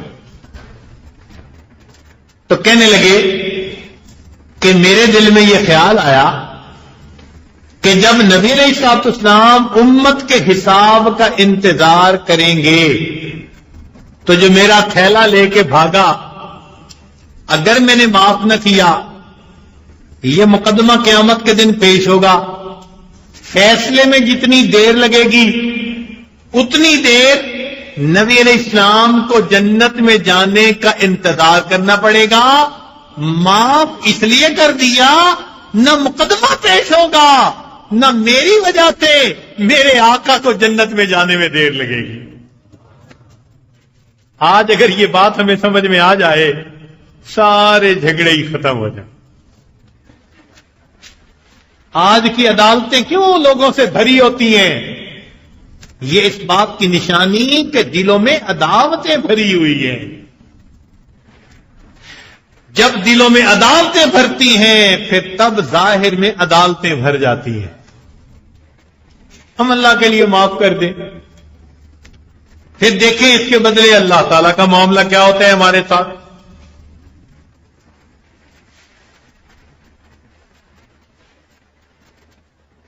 چنانچہ علی اجویری رحمت اللہ علیہ، حضرت گنج بخش لاہوری رحمت اللہ علیہ کا واقعہ ہے۔ ایک کشتی میں سفر کر رہے تھے، لوگوں نے بدتمیزی کا معاملہ کیا۔ جب بہت ہی زیادہ لوگوں نے ان کے ساتھ بدتمیزی کی، اللہ رب العزت نے دل میں الہام ڈالا، اے میرے پیارے، یہ آپ کے ساتھ ایسا بدتمیزی کا معاملہ کر رہے ہیں اور آپ اسود اور گزر کا مجسمہ بن کر آرام سے بیٹھے ہیں، اگر تو چاہے تو میں کشتی کو الٹ دوں تاکہ یہ سارے لوگ ڈوب جائیں۔ کہتے ہیں کہ جیسے ہی ان کے دل میں الہام ہوا نا کہ اگر تم کہو تو میں کشتی کو الٹ دوں، تو علی اجویری رحمت اللہ علیہ نے فوراً ہاتھ اٹھائے، دعا مانگی، اے اللہ، آپ اگر کشتی کو الٹنا ہی چاہتے ہیں تو ان لوگوں کے دلوں کی کشتی کو الٹ دیجیے۔ کہتے ہیں دعا قبول ہو گئی۔ اس کشتی میں جتنے مرد عورت سوار ہوئے ان میں سے کسی کو موت نہیں آئی، اللہ نے موت سے پہلے ان کو ولایت کا مقام عطا فرما دیا۔ یہ افدر گزر ہوتا ہے، یہ اولیاء اللہ ہوتے ہیں۔ تو ہمیں اپنے اندر قوت برداشت کو پیدا کر رہے ہیں، تحمل مزاجی۔ ہمارے اکابر کے اندر بہت تحمل مزاجی تھی۔ ہمارے ایک بزرگ تھے سلسلہ عالیہ نقشبندیہ کے، خواجہ ابو الحسن خرقانی رحمت اللہ علیہ۔ ایک ان کا معتقد تھا، مرید تھا، وہ حضرت کو ملنے کے لیے آیا، دستک دی، اندر سے جواب آیا کہ جی وہ گھر پہ نہیں۔ اس نے پوچھ لیا جی کہاں گئے؟ تو آگے سے دو چار سخت باتیں، ہمیں کیا پتا کہاں ہے، اور اتنا سختی سے جواب کہ یہ حیرانی رہ گیا، اچھا حضرت اتنے بڑے بزرگ اور گھر میں بیوی کا جلال کا یہ حال۔ خیر وہ جنگل کی طرف چل پڑا جہاں حضرت گئے تھے۔ آگے کیا دیکھا کہ حضرت ایک شیر پر سوار ہو کے آ رہے ہیں۔ بڑا حیران، ملاقات ہوئی، رہ نہ سکا، پوچھ بیٹھا حضرت مقام تو ایسا کہ شیر پہ سواری اور گھر میں معاملہ کچھ اور۔ تو حضرت نے فرمایا کہ میں اپنی بیوی کی اس سختی کو برداشت کرتا ہوں، اس کا پھل اللہ نے دیا کہ شیر میرے بوجھ کو برداشت کرتا ہے، مجھے اپنے اوپر سوار ہونے کی اجازت دیتا۔ صبر رائے گاں نہیں جاتا۔ ہمارے سلسلہ نقشبندیہ کے ایک بزرگ تھے، حضرت مرزا مدر جان جانا رحمت اللہ علیہ۔ حضرت اقبال ثانی رحمۃ اللہ نے بھی لکھا ہے کہ اللہ تعالی نے ان پر جمال کی تجلی ڈالی تھی، خود خوبصورت بھی بہت تھے اور ان کو صحیح چیز ہی اچھی لگتی تھی، بہت نازک مزاج تھے، مقام بڑا تھا۔ نازک مزاجی کا یہ حال کہ ایک مرتبہ وقت کا بادشاہ ملنے کے لیے آیا، تھوڑی دیر حضرت کے بعد بیٹھا، اتنے میں پیاس لگی، خادم تو کوئی تھا نہیں قریب، تو وہ اس نے اجازت مانگی کہ حضرت اجازت ہو تو میں آپ کے گھڑے سے پانی پی لوں۔ فرمایا بہت اچھا۔ اس نے دیکھا کہ گھڑے کے اوپر پیالہ الٹا رکھا ہوا تھا، اس نے پیالہ اٹھایا، گھڑے سے پانی پیا، جب دوبارہ پیالہ رکھا تو وہ ذرا ٹیڑھا رکھ دیا، آ کے پھر باتوں میں مصروف ہو گیا۔ اللہ والے برداشت کر لیتے ہیں۔ آخر پر کہنے لگا کہ حضرت آپ کے پاس خادم کوئی نہیں، اجازت ہو تو میں کوئی خادم بھیج دوں خدمت کے لیے؟ تو فرمایا کہ بھئی بادشاہ سلامت، آپ کا حال تو یہ کہ آپ نے پانی پیا اور پیالے کو ٹیڑھا رکھ دیا، میرے سر میں اس وقت سے درد ہو رہی ہے، آپ کا خادم آ گیا تو میرا کیا اجر کرے گا؟ تو حضرت ثانی رحمۃ اللہ نے لکھا کہ ایسی جمال کی اللہ نے ان پر تجلی ڈالی تھی کہ بچپن میں بھی کسی بدصورت بندے کے پاس نہیں جاتے تھے، کوئی بدصورت بندہ ہوتا اٹھانا چاہتا نہیں جاتے تھے، حالانکہ دودھ پیتی عمر تھی۔ جلال کی تجلی تھی اللہ، جمال کی تجلی تھی اللہ رب العزت کی۔ چنانچہ ان کے عجیب و غریب واقعات ہیں، مگر درجہ اور مقام کیا تھا؟ سنیے اور توجہ سے سنیے۔ حضرت شاہ ولی اللہ محمد دہلوی رحمۃ اللہ علیہ فرماتے ہیں کہ اللہ رب العزت نے مجھے ایسا کشف عطا فرمایا کہ میں پوری دنیا کو ایسے دیکھتا ہوں جیسے ہتھیلی کے اوپر پڑے ہوئے گندم کے دانے کو دیکھ رہا ہوتا ہوں. شاہ ولی اللہ محمد دہلوی رحمۃ اللہ نے لکھا ہے، اور یہ لکھنے کے بعد فرماتے ہیں کہ ایسی نظر اللہ نے مجھے عطا فرمائی، اور اس کے بعد میں کہتا ہوں کہ روئے زمین پر مرزا مظہر جانے جانا جیسا کوئی بزرگ اس وقت پوری دنیا میں موجود نہیں ہے. تو حضرت شاہ ولی اللہ کی تصدیق، ایسے بزرگ تھے، اور ان کو یہ مقام پتہ کیسے ملا کہ ایک مرتبہ الہام ہوا کہ اگر تم ولایت کے اونچے مرتبے چاہتے ہو تو فلاں عورت ہے مگر طبیعت میں بڑا غصہ ہے، جلال ہے سچ، تم اس جلال والی عورت سے شادی کر لو. چنانچہ حضرت نے اس سے شادی کر لی. اب اس کے غصے پر صبر کر لیتے، اور اس صبر کا اجر یہ ملا کہ اللہ نے ولایت کا ایسا درجہ عطا فرما دیا. اللہ اکبر کبیرہ. تو حضرت اس کی تلخی ترشی برداشت کرتے تھے، مگر دعائیں کرتے رہتے تھے، دعائیں کرتے رہتے تھے. اللہ والوں کی دعائیں رائے گاہ نہیں جاتی.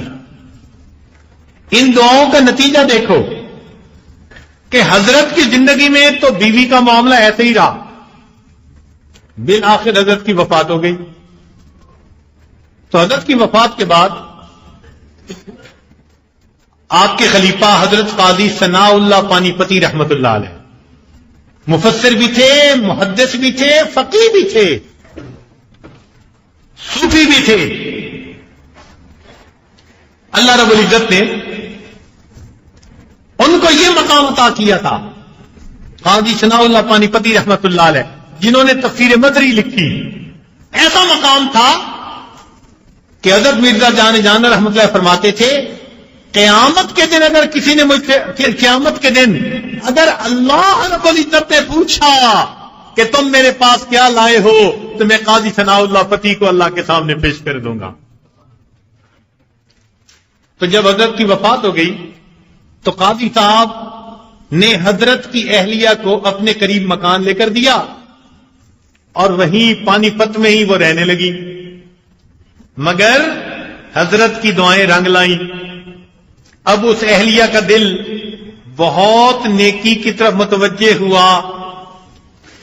اکیلی تھی، انہوں نے بچوں کو پڑھانا شروع کر دیا قرآن پاک، اور بچوں سے ان کا فیض اتنا پھیلا کہ آج جو پانی پتی کرت کا لہجہ معروف ہے یہ ان خاتون ہی کے پڑھائے ہوئے بچوں کا ہے. آپ دیکھیں نا پانی پتی جو لہجہ نا، اس کے پڑھنے میں نسوانیت کا انداز نظر آتا ہے. یہ اصل میں حضرت کی اہلیت ہے. انہوں نے بچوں کو اتنا قرآن پڑھایا اور اللہ نے ایسی قبولیت دی کہ آج پوری دنیا میں اس لہجے میں پڑھانے والے قراء دین کی خدمت کر رہے ہیں، اور اس کا ثواب اس خاتون کو جا رہا ہے.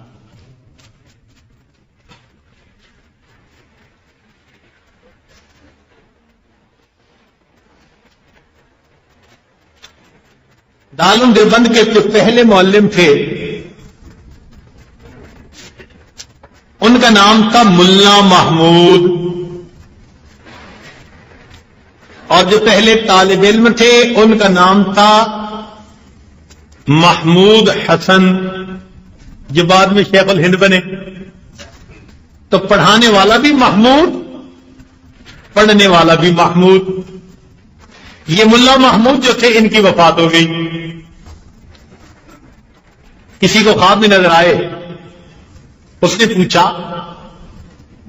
حضرت آگے کیا بنا؟ فرمایا ایک ایسے عمل کی وجہ سے مغفرت ہو گئی جو مجھے یاد ہی نہیں تھا. ایک ایسے عمل کی وجہ سے مغفرت ہوئی جو مجھے یاد ہی نہیں تھا. اس نے پوچھا جی کون سا عمل؟ فرمایا ایک مرتبہ بیوی گھر میں روٹی پکاتے ہوئے آٹے میں نمک ڈالنا بھول گئی. میں کھانا کھانے بیٹھا، محسوس تو ہوا، مگر میں نے جتلانا مناسب نہ سمجھا، برداشت کر لیا. انسان ہے، بھول ہو جاتی ہے. میری اس برداشت کے عمل کو اللہ نے قبول کر کے میرے گناہوں کی مغفرت فرما دی. اللہ اکبر.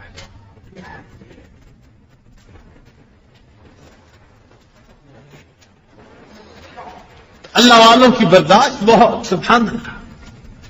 چنانچہ ایک بزرگ تھے، ان کو بیوی نے بہت ہی زیادہ پریشان کر دیا تھا اور کہتی تھی کہ بس مجھے جدا کر دو. کسی قریبی رشتہ دار کو پتا چلا، اس نے کہا جی سنیں بیوی آپ سے طلاق کا مطالبہ کر رہی ہے. فرمانے لگے ہاں میں کیسے غیبت کروں، وہ میری بیوی جو ہے. وہ چپ ہو گیا. اس کے اصرار پر بالآخر انہوں نے طلاق دے دی. تو وہ رشتہ دار پھر آیا کہ جی آپ نے سنے طلاق دے دی، ذرا تفصیل مجھے بتائیں. فرمانے لگے جب بیوی تھی تب تو میں نے غیبت کرنا کبھی گوارا نہ کی، اب تو وہ اجنبیہ ہو گئی، میں اجنبیہ عورت کی غیبت کس لیے کروں. قوت برداشت دیکھیے. یہ قوت برداشت ہمارے بزرگوں مردوں میں بھی تھی، عورتوں میں بھی تھی. چنانچہ عبداللہ ابن زبیر لانا کی بہن رملہ بنت زبیر شادی ہو گئی. ایک موقع پہ خامد بہت غصے میں آ گیا، بولتا رہا، یہ چپ کر کے بیٹھی رہی، سنتی رہی.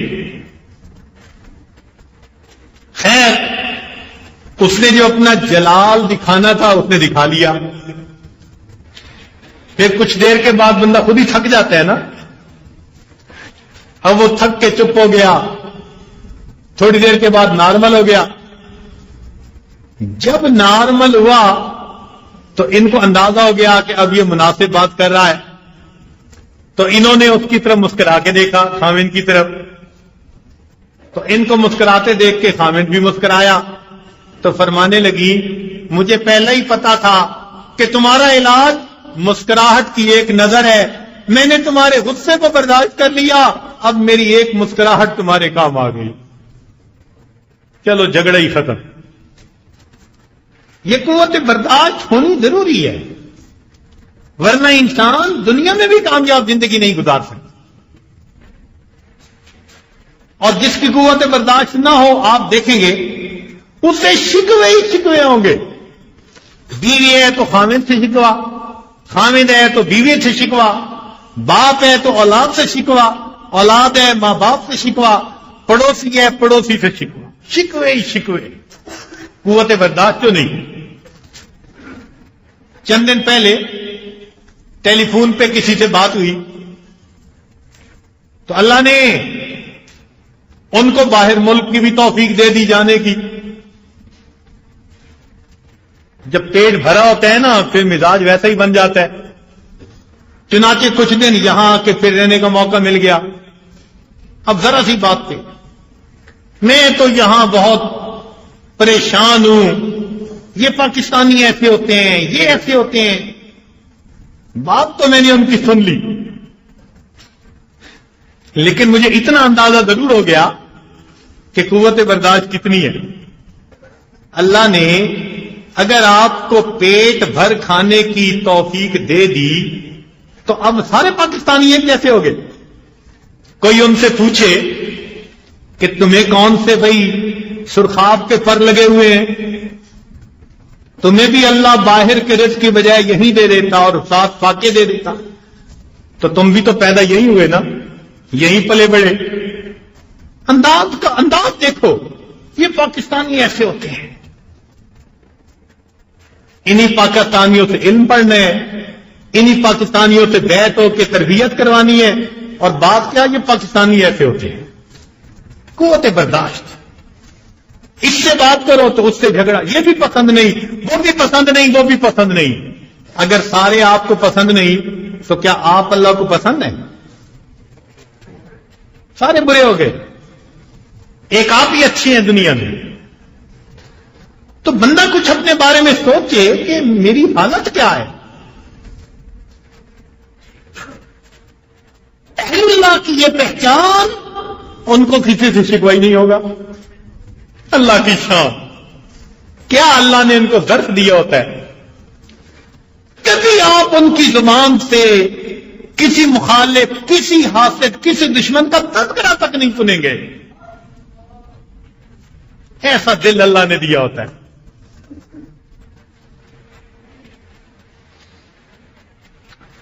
یہ قوت برداشت ہمیں اپنے اندر پیدا کرنی ہے۔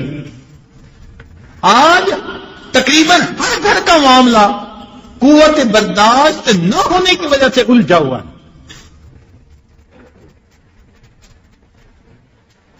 اس لیے خاص طور پر اس کو آج کا ٹاپک بنایا گیا کہ یہ تربیتی اجتماع ہے۔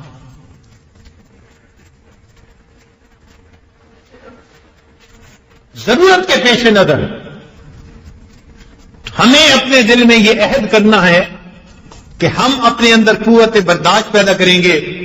ذرا ذرا سی بات پہ، چھوٹی چھوٹی باتوں پہ جلال دکھانا، اس عادت سے آج ہم توبہ کریں گے۔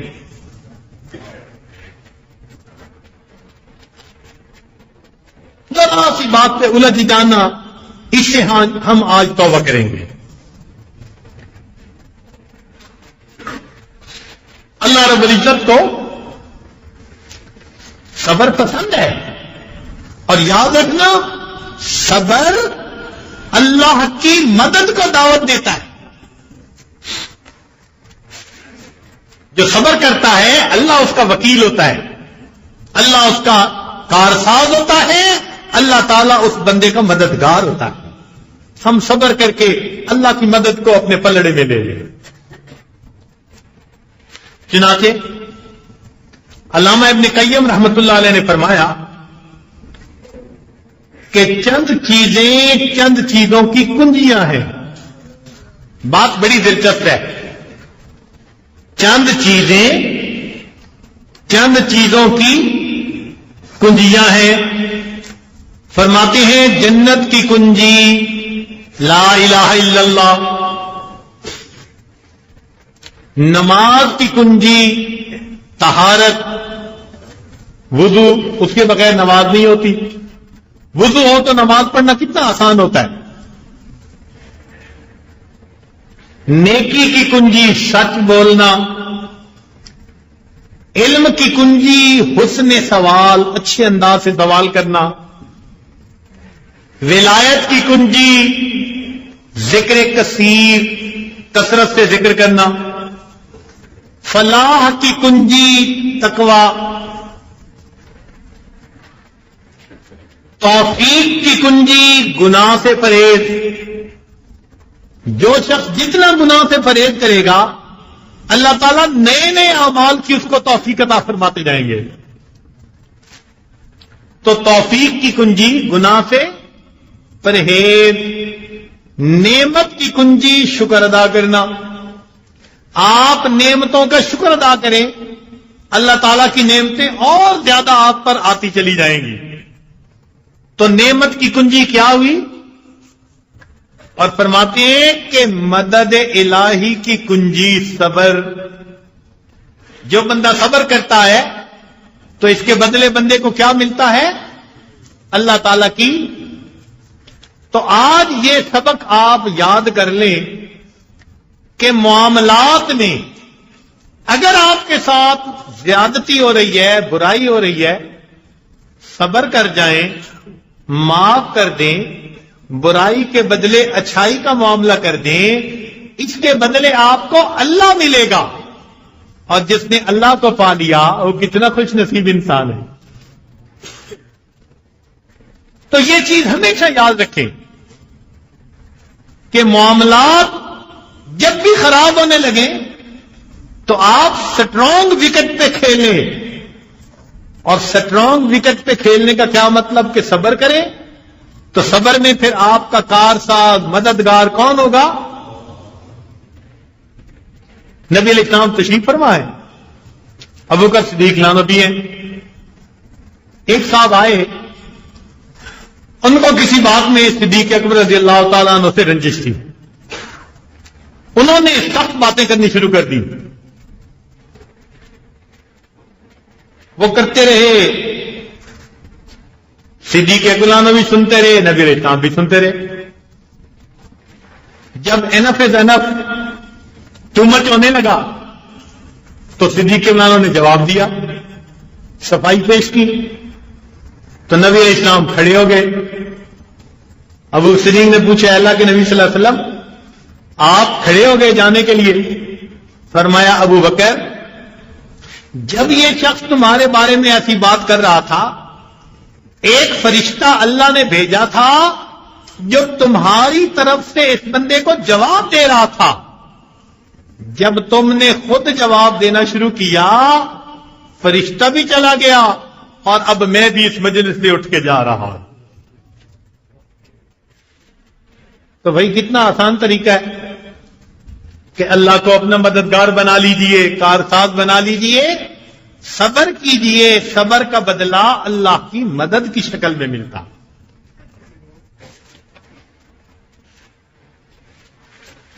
تحمل مزاجی،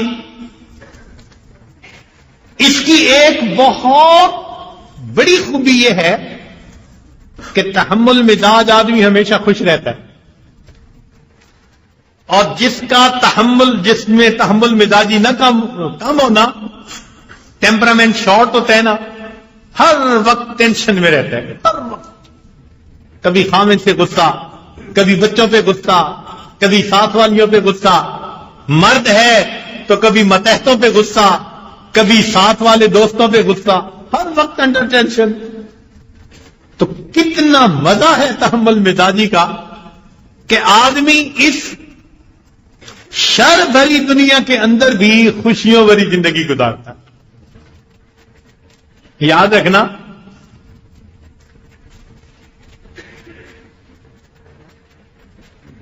لوگ کسی کو تکلیف نہیں پہنچاتے. بات ذرا توجہ سے سنیے گا. لوگ کسی کو تکلیف نہیں پہنچاتے، لوگوں سے وابستہ توقعات تکلیف پہنچاتی ہیں. آپ توقع ہی کم رکھیں. توقعات جوڑنی ہے تو اپنے اللہ سے جوڑے جو پوری کر دکھاتا ہے. بندوں سے کیا توقعات رکھ لی؟ تو خوش رہنے کا آسان طریقہ، دل بڑا کر لے.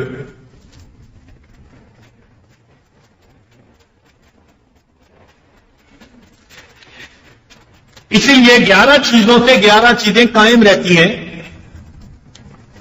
انصاف سے سلطنت قائم رہتی ہے، پرہیزگاری سے صحت، سخاوت سے دولت، نیک چلنی سے عزت، نیک اولاد سے راحت، قلبی صفائی سے محبت، سچائی سے کامیابی، نفرت کے ساتھ دشمنی، فضول خرچی کی وجہ سے قرضداری، راست بازی کی وجہ سے اعتماد، اور تحمل مزاجی کی وجہ سے خوشی. چنانچہ متحمل مزاج بندہ پرسکون زندگی گزارتا ہے. کرائسس کنڈیشن میں بھی آپ ان کے چہروں کو دیکھیں، کھلے ہوئے ہوں گے. ایسے نظر آتے ہیں کہ یہ لوگ کل جبال، پہاڑوں کی طرح ہوتے ہیں. تو ہمیں بھی اپنے اندر تحمل مزاجی پیدا کرنی چاہیے تاکہ ہماری زندگی بھی مسکراہٹوں بھری بن جائے. ہمارے قریب کے دیہات کا واقعہ ہے عجیب سا. ایک دیہاتی نوجوان تھا، تعلیم بھی نہیں تھی، شکل بھی عام سی تھی، تو شکل بھی عام، عقل بھی عام، تعلیم بھی نہیں تھی، مگر اس کی ایک کزن تھی جو خوبصورت تھی، اس نے رشتہ داری کی وجہ سے اس کا رشتہ مانگا، والدین کو کہا کہ شادی مجھے یہی کرنی ہے، ماں باپ نے بھی ادھر زور دیا، لڑکی والوں نے لڑکی سے پوچھا تو لڑکی نے شروع میں تو ہاں کر دی،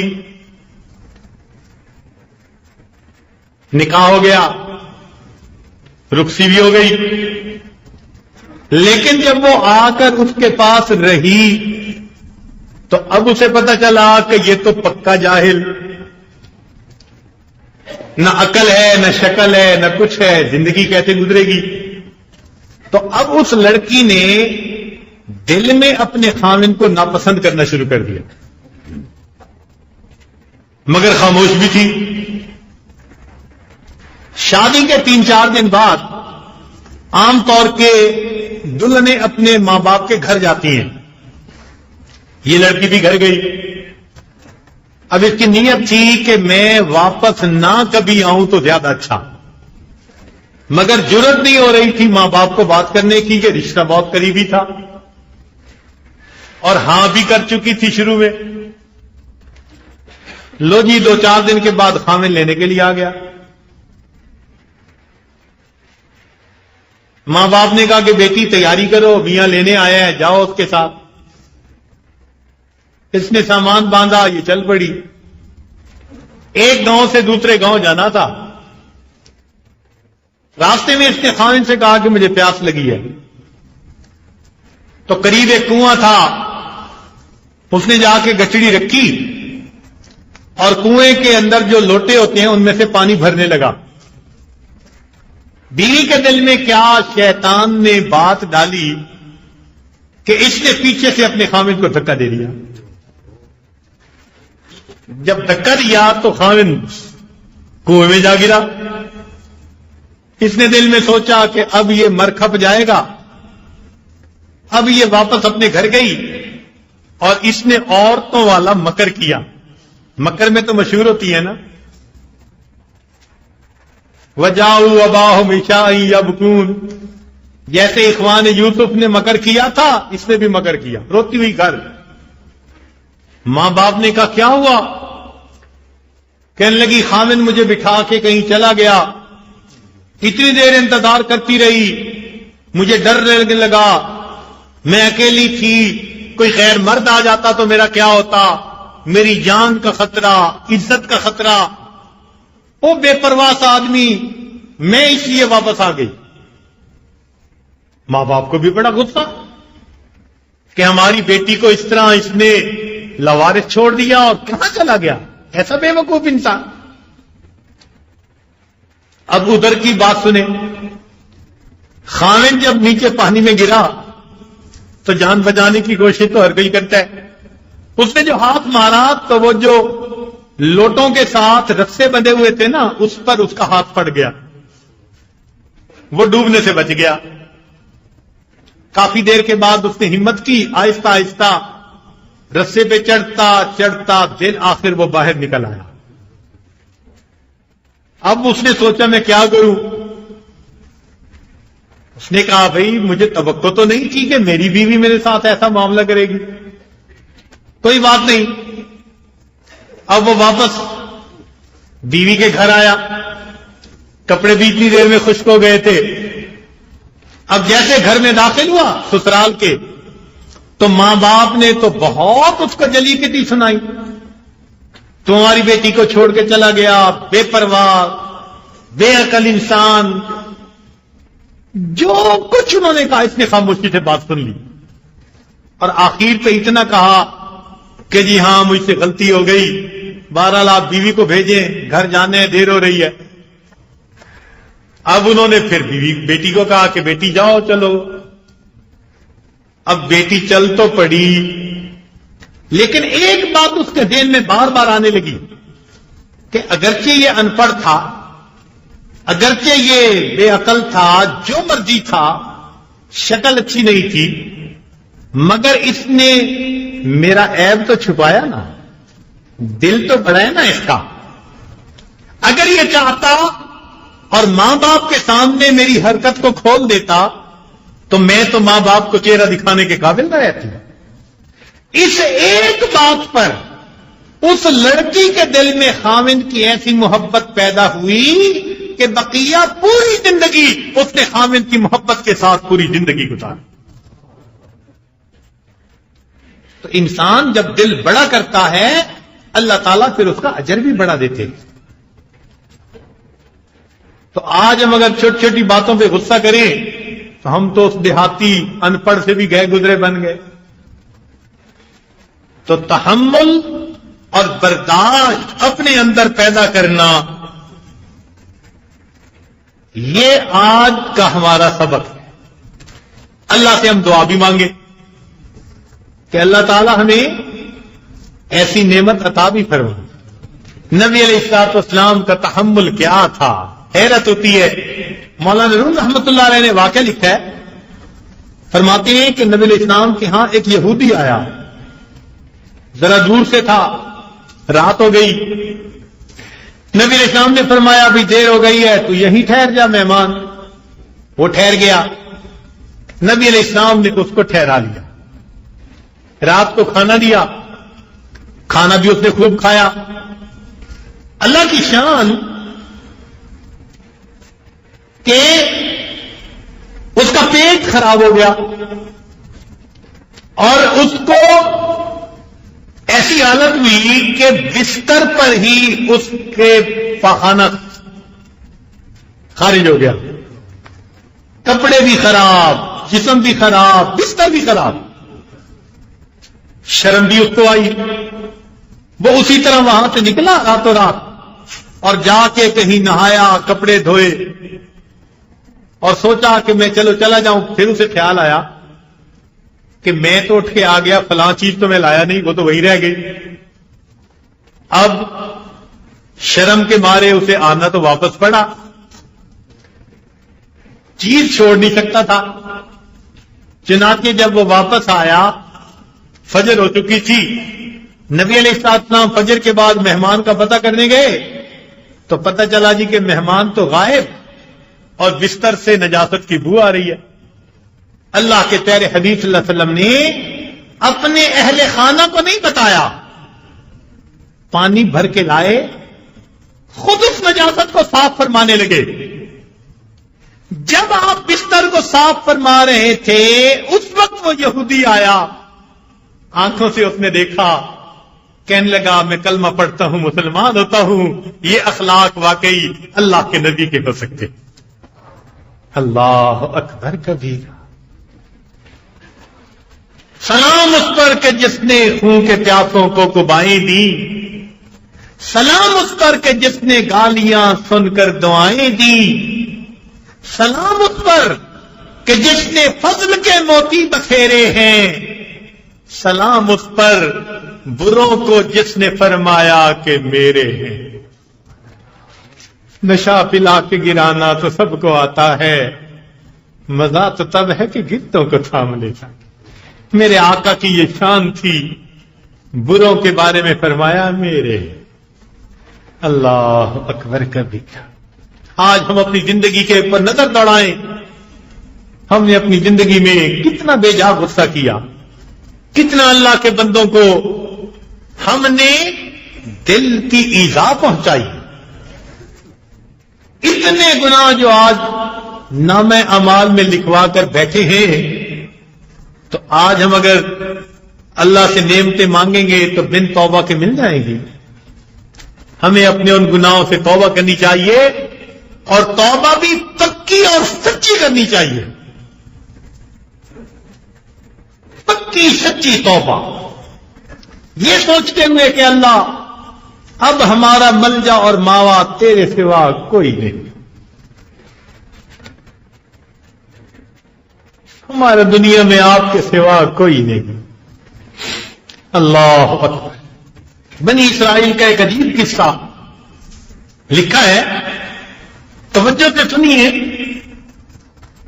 اللہ رب العزت کتنے مہربان ہیں، اور جب بندہ سچے دل سے توبہ کرتا ہے پھر اللہ تعالیٰ اس کے گناہوں کو کیسے معاف فرماتے ہیں۔ عن وہب بن منبہ قال،